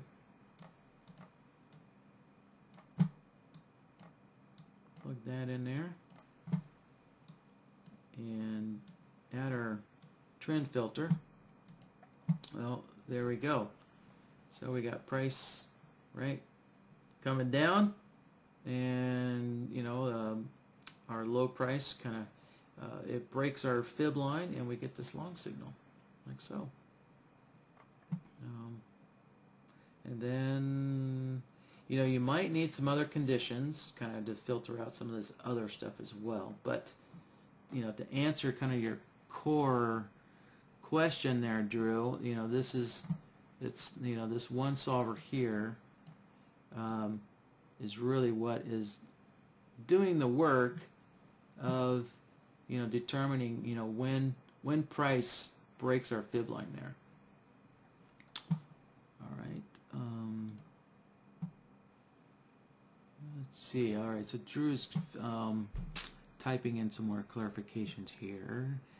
All right. So Drew is saying if the 20 SMA is below the 50 SMA, and price is below the ATR trend line, that's a short state. Let's see, well, Drew, I don't have an ATR trend line, and you know, that's really an ATR trend line. There's really no such thing. ATR doesn't tell you what a trend is. ATR is the average true range, and a range doesn't have a trend. So to me, that's kind of an oxymoron. There's no such thing as a ATR trend line. You know, I'm sure the trend line varies based on the volatility of the ATR or the volatility of price,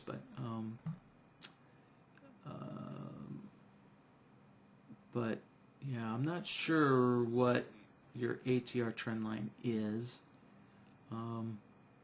So I won't be able to incorporate that component, but I'm sure that, you know, this essentially got you 2/3 of the way, so you would have to,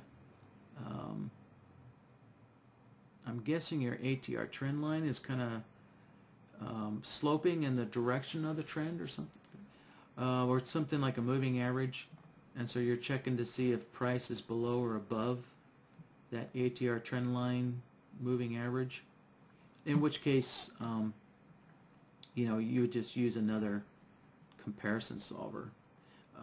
So yeah, I can give another example here. So if I grab another comparison solver, and what we'll do is we'll check that the close, we'll compare the close to, how about the SMA 50,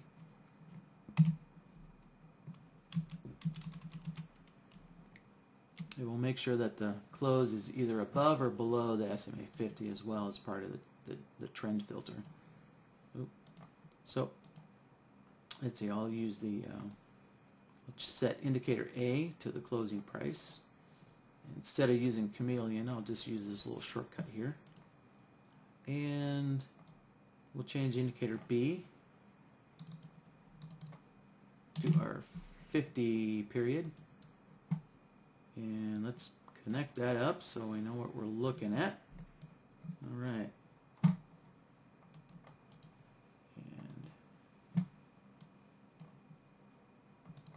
And how about if we throw the SMA 50 on here,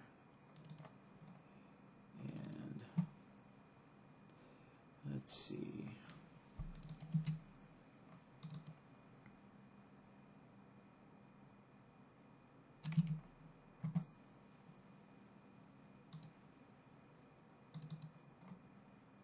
guess I might as well throw the 20 period on here as well.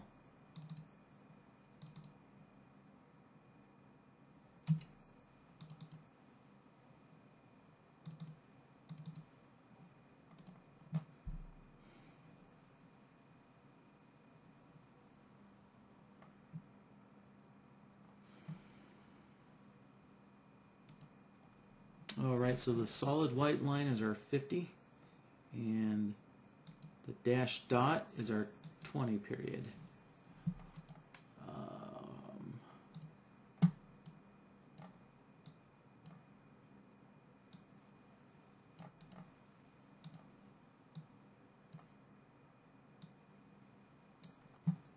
So if we want to just kind of look at this trend filter, just look at it by itself, I can connect them both up into an AND node.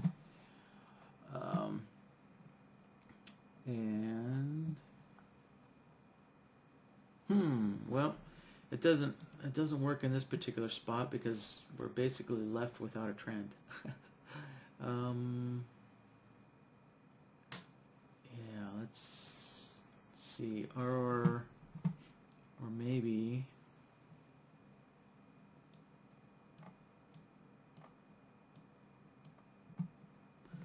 Alright, give me a moment here. I'm going to see if Drew's kind of giving me any hints here.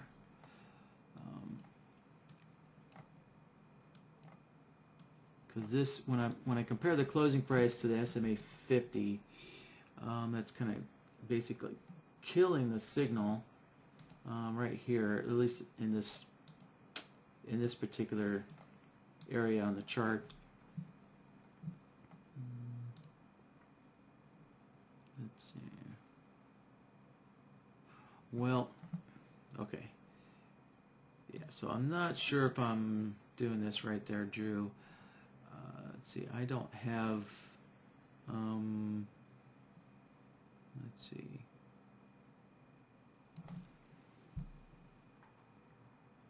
See, Drew, I'm not sure what you're saying. It's what is the ANA super trend? Oh, so Drew, are you saying that what you're calling the ATR trend line is the ANA super trend? Okay, yeah. Okay, I'm gonna guess that's what you're meaning. So that makes sense. So let's see if I have the ANA super trend on here, and I probably do. Yep, there we go. Because this is a pretty common indicator that most people have from big mics, and it also might be on NinjaTrader's download section.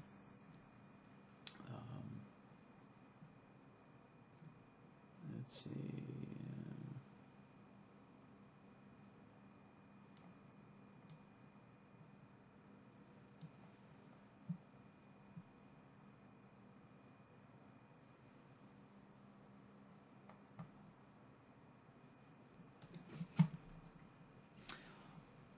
All right. So let me get my bearing straight here.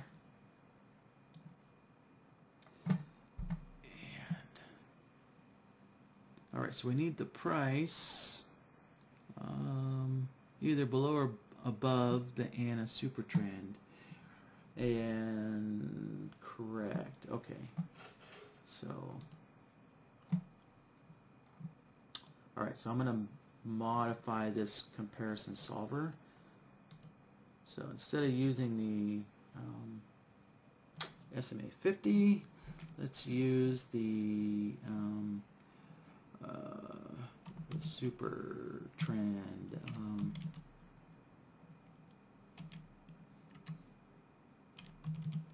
Yeah, all right, the super trend U11.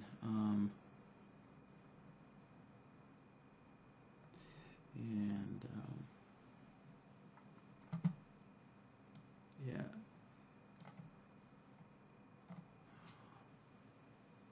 All right. Just a second here. Drew's giving me some pointers here. Okay. So maybe we can get this ANA super trend to to work in this case here. So baseline period of 1 and an offset multiplier of 9, and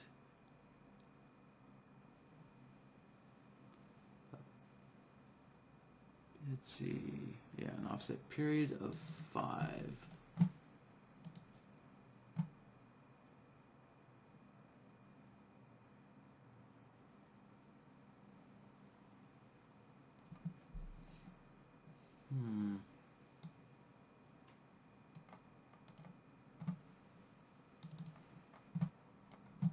Well, that's really not working. I'm hoping to get a long trade out of this. So, all right, I'll have to play around with this. Okay, baseline period of 1.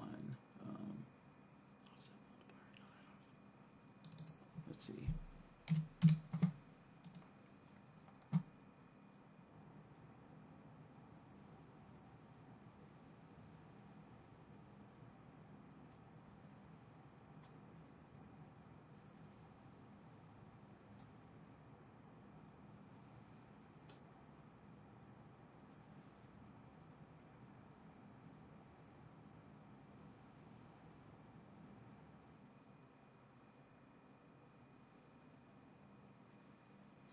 All right, I think this will be good enough. I can see the ANA super trend is still in a long state on this 1 bar here. So I think that's good enough just for this example here. All right, so 5, 3, and 20 are my settings. So I need to put those settings into the solver. 5, 3, and 20. All right, so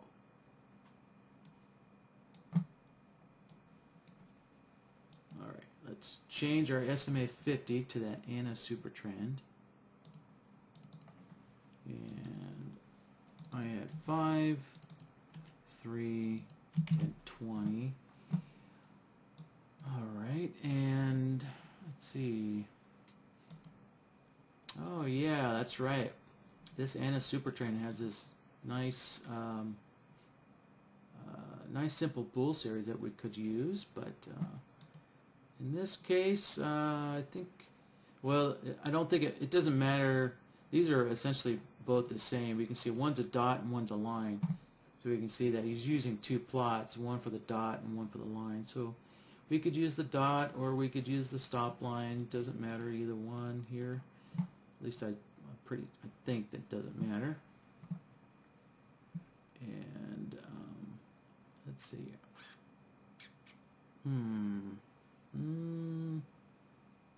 That's right, it still isn't working because the closing price of the bar and the bar we're looking at is this bar. The closing price is below the plot line there. So let's see. I'm going to take a different route and I'm going to use that bool series that's in this indicator here. Let's take a look at this. Alright, time to slide this up. So I'm going to change my indicator over to the ANA super trend. Alright.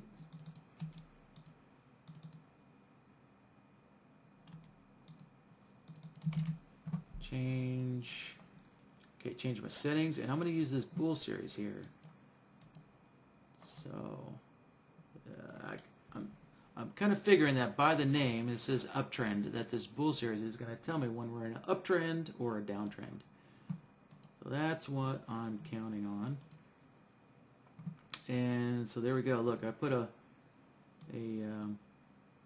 1 in the for the long output. I put a 1 for the greater than A. So in other words, let me back up. This bool series, a bool is short for Boolean, right? Boolean is true or false. It's a true or false statement. So this uptrend data is either true or false, and which in computer language equates to a 0 or a 1, right? 0 or a 1. So if we're greater than 1, or if we're greater than 0, then that means we're in a true state, because true equals 1. So if the bool is true, E equals 1, and therefore it's greater than A or greater than 0. And so we want a long output when it's true, and we're going to want a short output when it's false. And that's right, we need to put something in here. So let's put a 1 back in there. There we go. So a true Boolean is 1, equals 1, right? So when we're at this 1, we want a long. And if we're a Boolean, when a Boolean is false, it equals 0. So when we're at 0, we want a 1. So now we can see that that solver is telling us when the anaSupertrend is either in a short state or a long state. And looks like there's a coding problem here because it's 1 bar delayed. It doesn't match the plots. Okay. So that's not working either.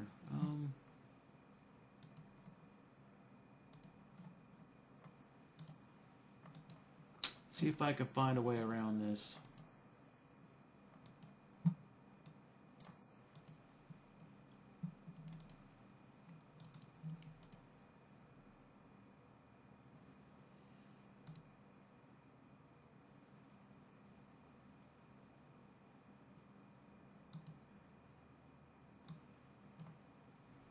Alright, I'm just going to have to do a little experimenting here. Reverse dot.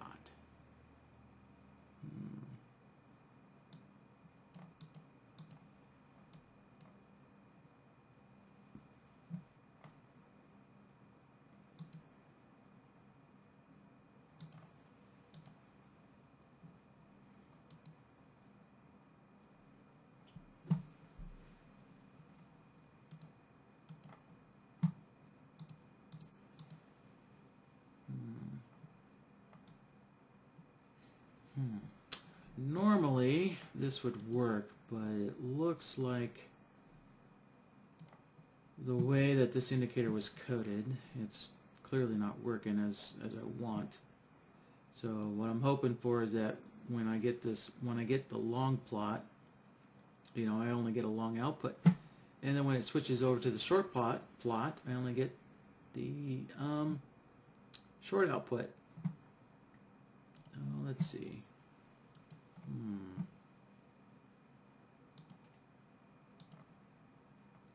Alright, I'm gonna have to do, let's see, do a little trickery of my own here. Okay, so we can see that that bool series kind of changes state 1 bar earlier than the plot changes its state. So what I can do is I'll delay that solver's output using the lookback node. So if I use this lookback node, its default settings is going to delay the output by 1 bar. Right, so there we go. Now we can see it matches up. So when we switch over to the short plot or the downtrend plot, BloodHound's output, or that solver's output, is now short.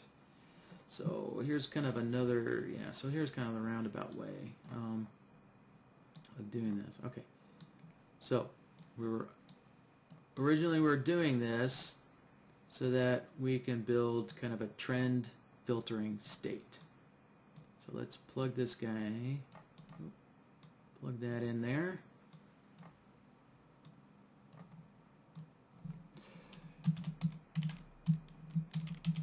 So this is basically our trend filter. Alright, so we got a trend filter going. Okay, Good deal. Now,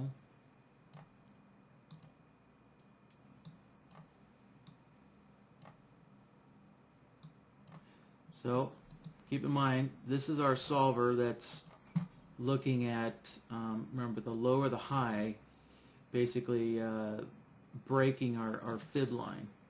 Remember, and our fib line is in this case, in this example, is our S1. We're using the S1 as our fib line. So there's basically the output from our fib line break, right? When price breaks that fib line. So now if I add in the trend filter, and kind of there we go. So there it is, you know, kind of not as an exact example, but that's kind of the process. You know, that's kind of the generic way that you do this. All right, I think. All right, so let me look through some comments here. I see Drew's put some more comments on here to try and help me out. All right, so yeah, so Drew's saying he's using the Pro Ranko. You know, that might have helped, but you know, regardless, I mean, this should work universally.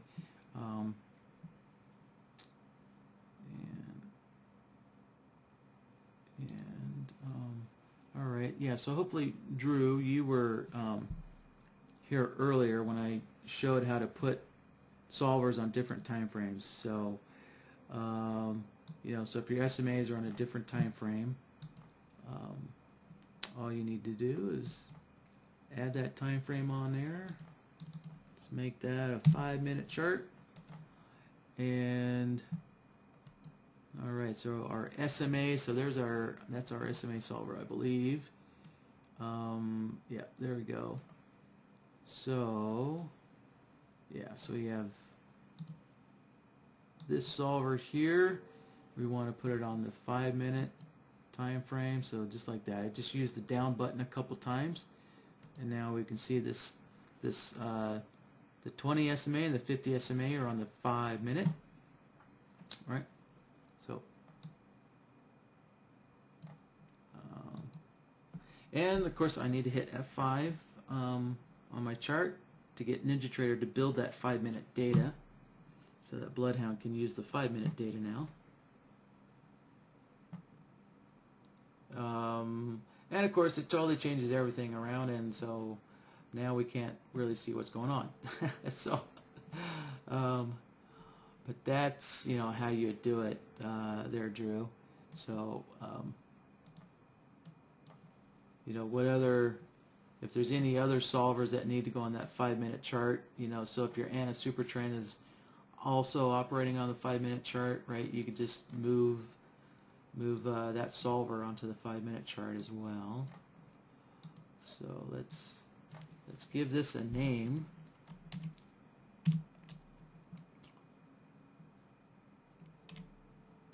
There we go. SuperTrend is an awful long name.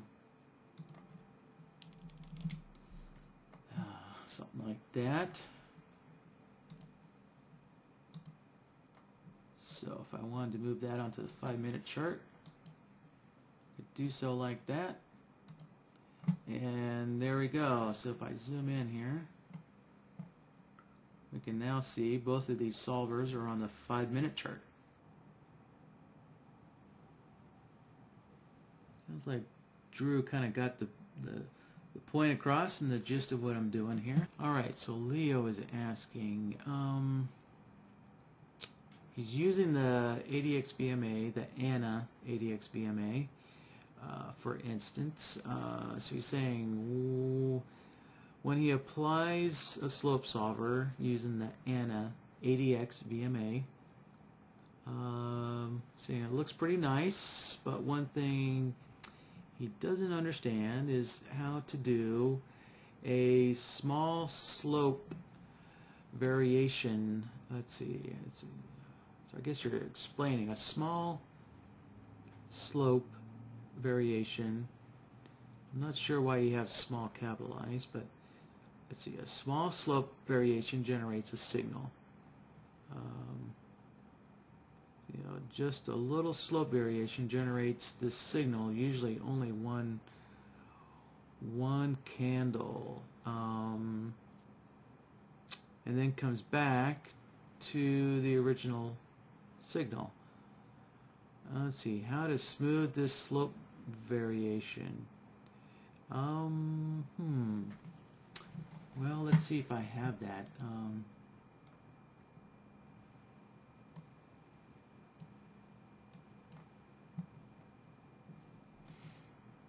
All right, I just happen to have the anaADXVMA. All right, period is 6. All right, we'll see what this looks like. Oh, let's see where. There it is. All right, I don't want this thing to color my bars. Let's see, I'll just turn that off. We want to see the plot. Yes, indeed. Line width. Let's see.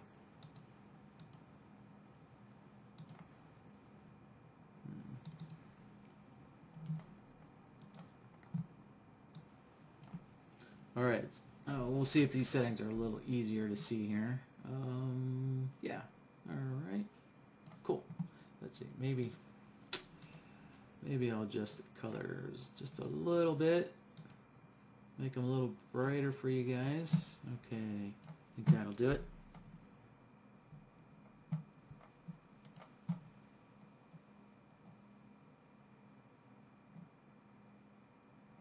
So I'll have to see if I can find a spot here on my chart there, Leo, that kind of gives a little fake out.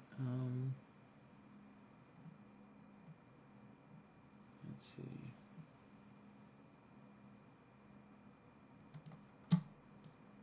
Here, I'm going to use BloodHound to help me out here.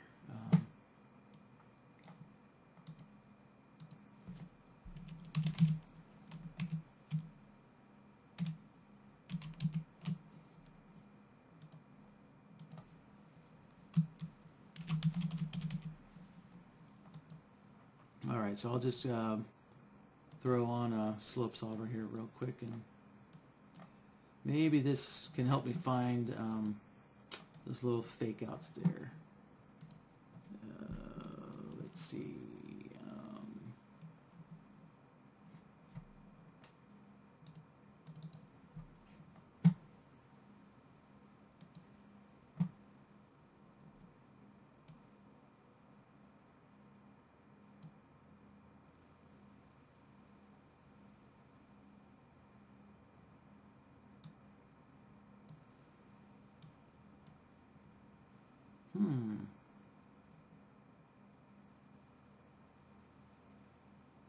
Alright, I think I found one already. Interesting.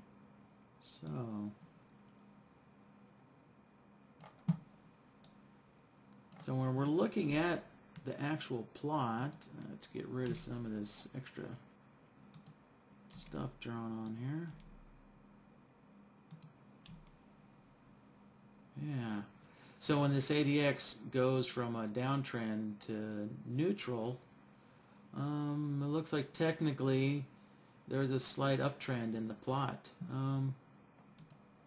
So let's see if we can filter this out. I think we can use the maximum slope here, and so depending on your instrument, you may have to adjust this size, but I'm going to start with 0.1 ticks. Okay, so different instruments may require different tick size. Some instruments might require like 0.1 ticks, right? But we'll just start with 0.1 ticks for now and see how that works out.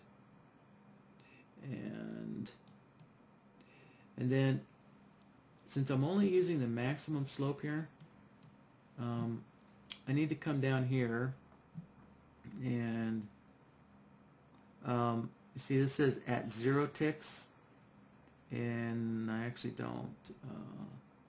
Oh no, sorry. Actually, this is working just fine.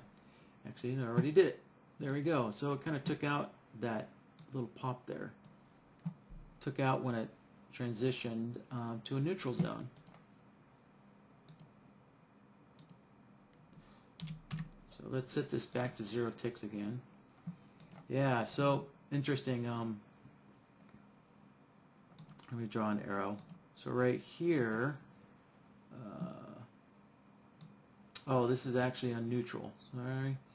So let's see. We had an uptrend. Oh, yeah. So even though the dots are yellow, which identifies a neutral, you know, the dots are still slightly moving up for an uptrend. And then the yellow dots come back down. So when it goes from an uptrend to a neutral trend, I can see that the dots actually come down slightly. And so we're getting a short output from the slope solver. So let's see, maybe we can, let's put this 0.1 ticks back in here and see what happens. So we still haven't filtered out this short output when we're in this neutral. Let's see what else we can. Let's try upping this to 0.2 ticks. Let's see what happens. All right, that helped a little bit. So we can see this got filtered out, and this short bar here got filtered out. We had a short output here, so now we're just down to 1 bar.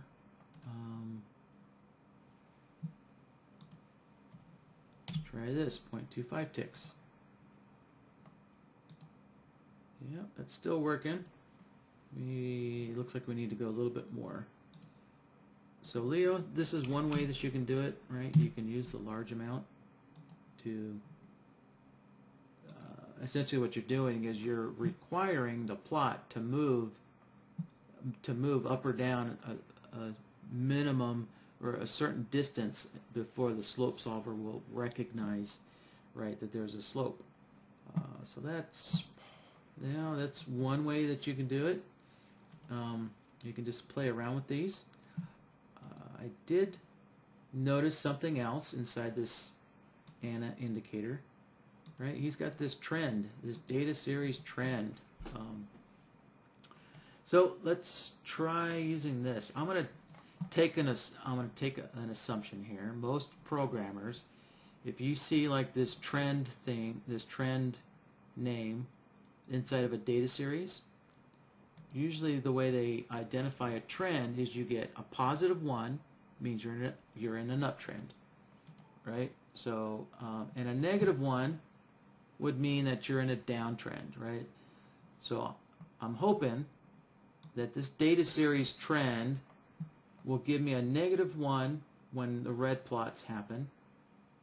It'll give me a +1 when the blue plots happen, the blue dots. And when the dots are yellow, I'm hoping that it'll give me a 0. So let's go find that out. We'll go figure this out here. So first, let's name this.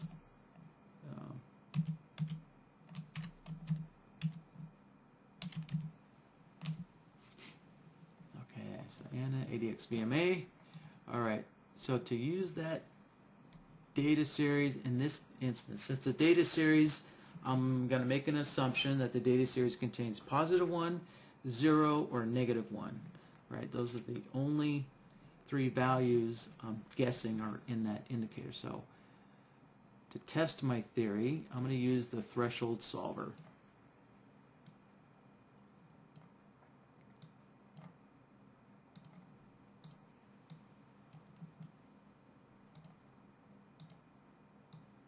So I'll name this first. All right, we'll switch this over to ADXVMA. And oh, I want the trend. So let's switch this over to the trend data series. And I'm going to make an assumption that we're looking for a 1, a 0, or a -1. So for the new people in the room, you have to do it in this order because the thresholds have to be in descending order, right? If you look at the web page for the threshold solver, it explains that the values in A, B, C, D, and E have to be in descending order. So, all right, so we're going to assume that when we're at 1, we want a long signal, and when that trend data equals -1, we're going to assume that it's going to be a short. And I can already see that we got a long signal on this one blue dot. So,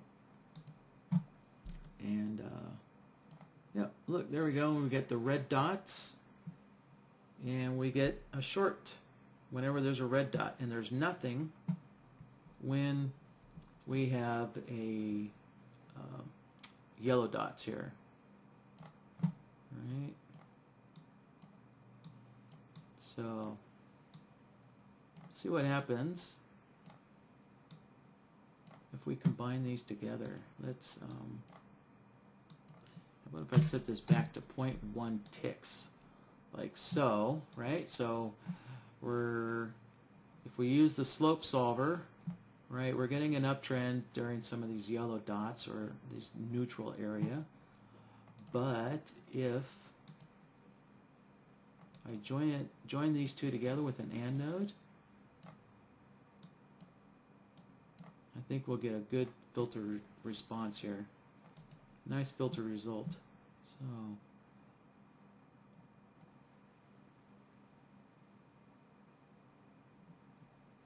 yep.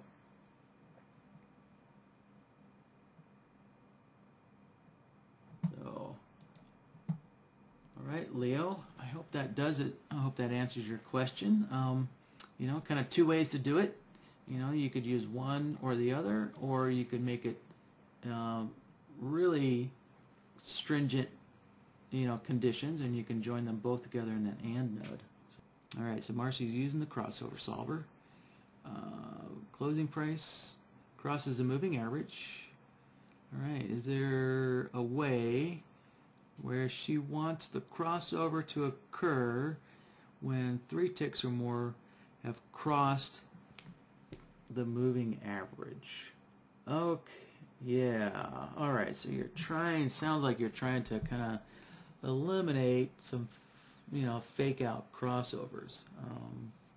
Let's see, all right, so let's see. Yeah, all right, so Marcy was using Chameleon instead of the closing price, but her BloodHound entries are 1 bar late when she does that. Yeah, let's see. So Marcy, I wonder if you're using the offset that Chameleon has. So that's one way we can do it. Let's see. Yeah, I guess I'm gonna approach it that way. Wow. All right. So let's pile some more indicators onto my chart here. And all right. So with Chameleon. Let's see, I'm going to have to put Chameleon on my chart twice. All right, so what we need to do is we need to add a value, and so in this case, I believe you said 3 ticks. Yep, 3 ticks. All right, so so for oil, 3 ticks in oil is 0.03, right? 3 cents. So 3 ticks is 3 cents in oil. So we're going to add 0.03. And all right, let's change the high and the low because yeah, we're looking for the closing price to cross the moving average. Okay. So let's turn the high and low plots off. And we'll turn the closing price plot on. need to choose a color here. Alright, so I'll choose green for the positive when we add a positive value to the closing price. I'll use green, and let's see.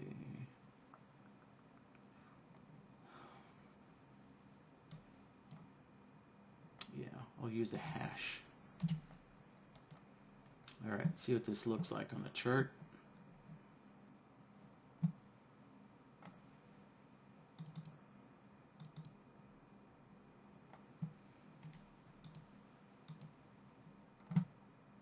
Okay. And the other chameleon, gonna have to essentially do the same thing. So, need to change my plot colors. Alright, this chameleon is gonna use, it's gonna look for a negative offset value. So, negative 0.03 ticks.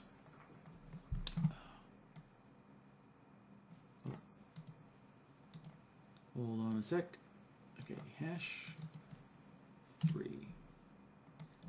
Okay, hopefully, let's get rid of this chart so it's not distracting. Okay, so you can see the green and the red hashes. So that represents our positive 3-tick offset and a negative 3-tick offset. And so we can now use this chameleon plot inside the crossover solver to make sure that the closing price, you know, doesn't give us well, so that the closing price needs to cross over by more than 3 ticks. Oh, all right. I'm gonna rush this a little bit here. All right, so we can wrap this up. All right, so let's see. Call this a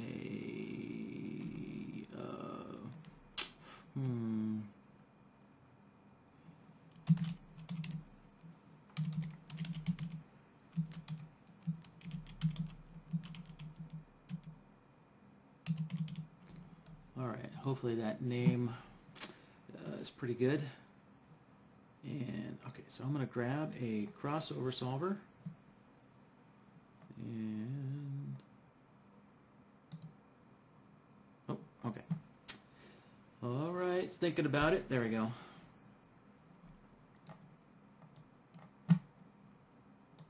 And let's see. All right, let's see. You didn't specify the moving average, and that's good. So let me already use the moving average I have on the chart, so I don't have to keep adding more plots. Let's see, what's that? All right, that 50 SMA. Let's see. Does that 50 SMA look good? Let's see. Yeah, I think so. All right. I think the 50 SMA will work good. So the 50 SMA is going to be our slower moving data. So we'll put that in indicator B.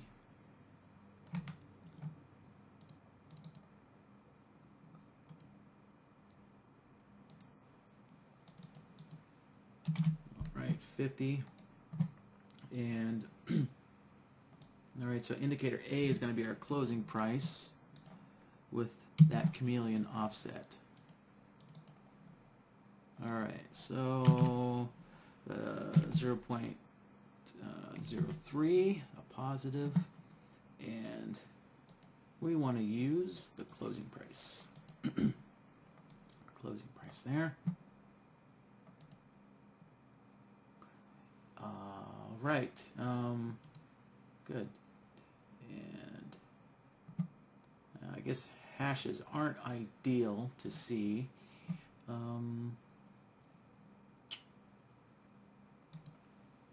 But let's scale this up here. So hopefully you can see the green dashes. So we have a green dash here, and then it pops above our white moving average for a long signal there. And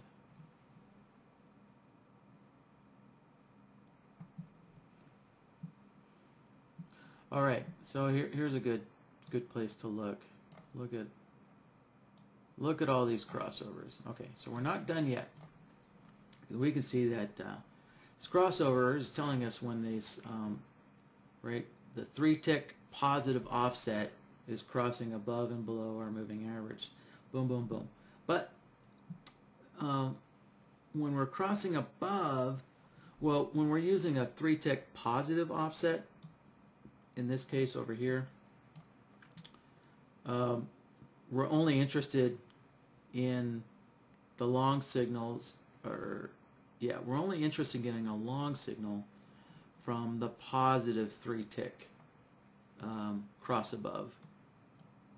Right, so we don't want the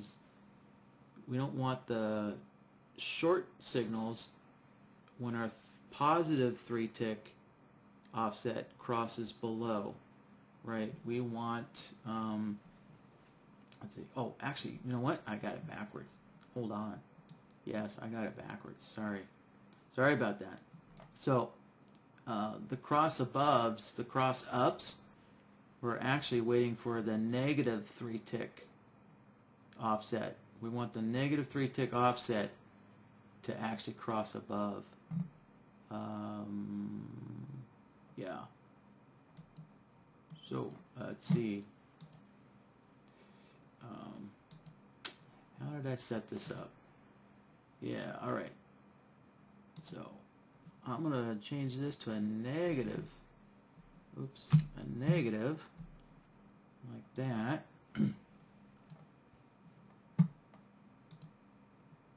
There we go. So now the crossover moved over, excuse me, moved over 1 bar. So let me create a drawing aid here.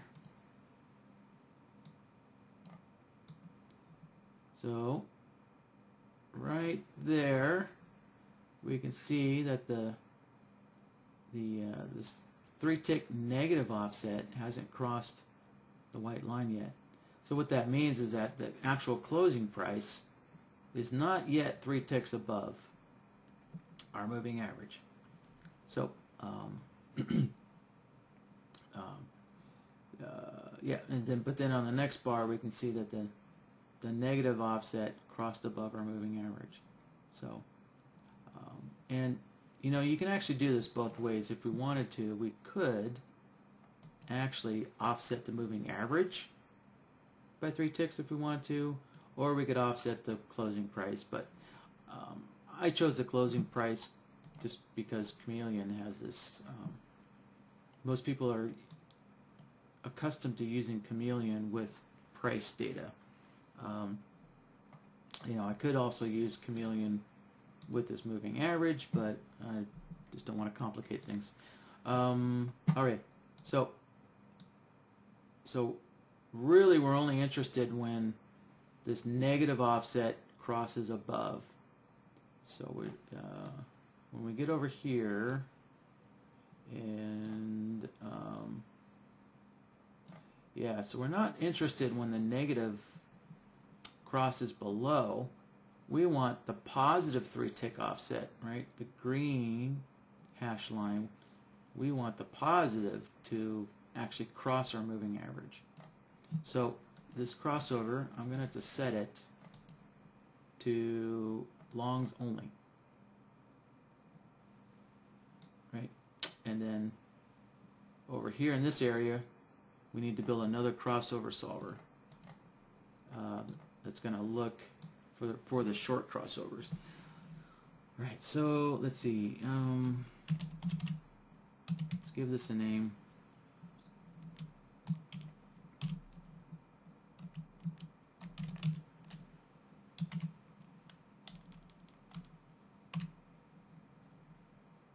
All right, like so. Okay. I'm going to take a shortcut. And, oh, sorry, hit the wrong button. We want to copy this. There we go. Alright, so I'm going to put an L in there for the long crossover. And this other one, I'm going to put an S in there for the short crossover.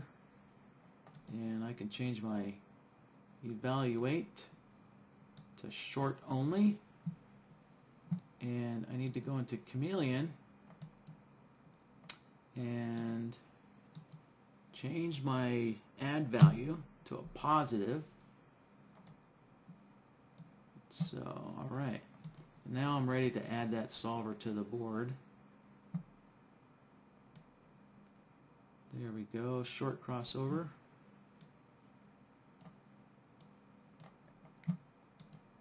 Okay, so there we go. There's some short crossovers. So when the green hash line, which is our positive offset, when that crosses below the moving average, then that means that the closing price with the 3-tick offset has crossed the moving average. So next thing we need to do is join these guys together with an OR node. Like so. Alright. And let's adjust my scaling here, and there's just so much going on. It's really hard to see this. Okay. There we go. Well, yeah, it's kind of neat. So that kind of added some filtering, didn't it? So we got a cross above without getting a fake cross below.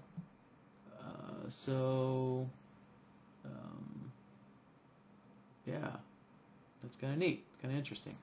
I can see on this bar here, the red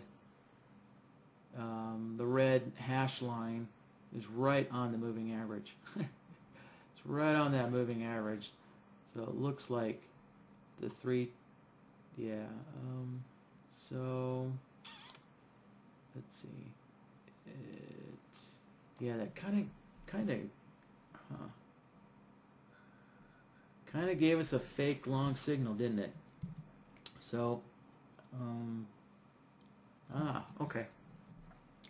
So let's add a little filter to this guy. Let's add another crossover solver, and we'll make sure that the actual closing price crosses as well. So that way, let me get a drawing stick here, a little pointer. So I can see on this bar, the closing price didn't actually cross our white moving average line, right? So I could say, look, if the closing price didn't cross, if the actual closing price didn't cross the moving average, then then we don't want a signal, right? Because that was just kind of a false positive there, right? So let's go throw another crossover onto the mix.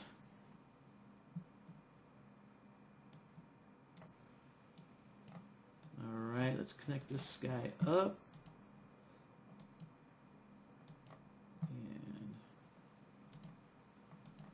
And this ought to be pretty straightforward. Okay, there we go. Now,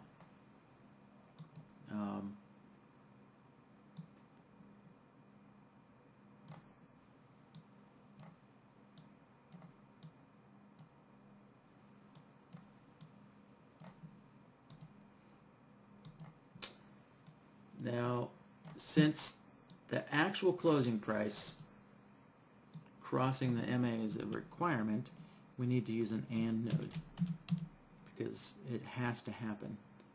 So if a condition has to happen, then you have to use an AND node. Alright, so the close to SMA 50.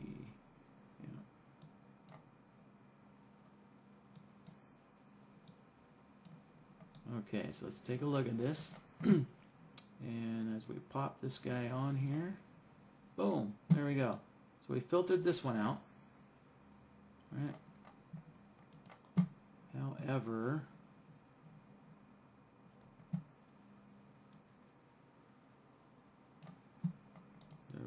be some situations where we might have missed some crossovers. So let's see.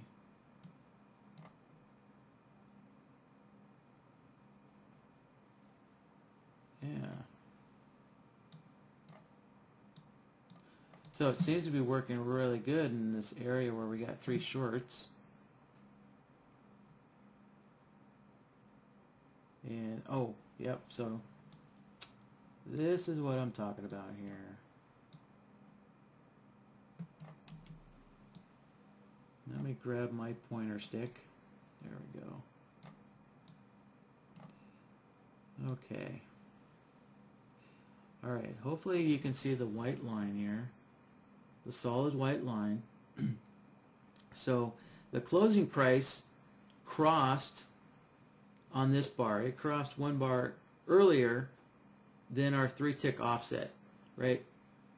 So this bar, yeah, so the first short signal is really the correct short signal. But if we look what happens when we take a look at our filter, you know, look, it disappeared. And that's because the actual closing price crossed our moving average first, and then the offset of the closing price crossed our moving average. So what we need to do is we need to add, you know, we need to give the offset closing the offset of the closing price. We need to give it like an extra bar to cross over. So I'm going to set this look back to 2, and right. So when I looked at this look back to 2, right, this filter that I created, it generates 2 short signals, right, or 2 short outputs, giving the offset closing price an extra bar to cross over. And yeah, there we go. Okay. So now we actually got a short signal on this first bar. And of course, you know, we still got, you know, kind of a fake out there. I guess there's really nothing, you know, there's nothing perfect for these kind of crossover fake outs here. But you know, you could build some additional logic so that if you got a short signal, you can't get another short signal afterwards. You have to get a long signal first. But that would be for another workshop. Actually, I did already cover that in a much older workshop where I showed how to use the. Let's see, I showed how to use probably the toggle node to do something like that. So you can use the toggle node to make sure that your signals go, you know, short, long, short, long, short, long, you know, to make sure that your trade signals alternate. So that way you can't get 2 short signals in a row. You'd have to have a long signal in between. So, all right. So for now, I think we'll just leave it at that. And let's see. So yeah, okay. Marcy's saying she was using the high and low bounds. So yeah, of course, right, Marcy. So you wanted to use the closing price, not the high and the low of the bar. So there you go. All right, guys. Well, this has been a super long workshop. I hope you guys learned a lot. And warm up your coffee. Keep warm. Winter's coming. And I hope to see you guys next Friday. All right. Bye-bye, guys.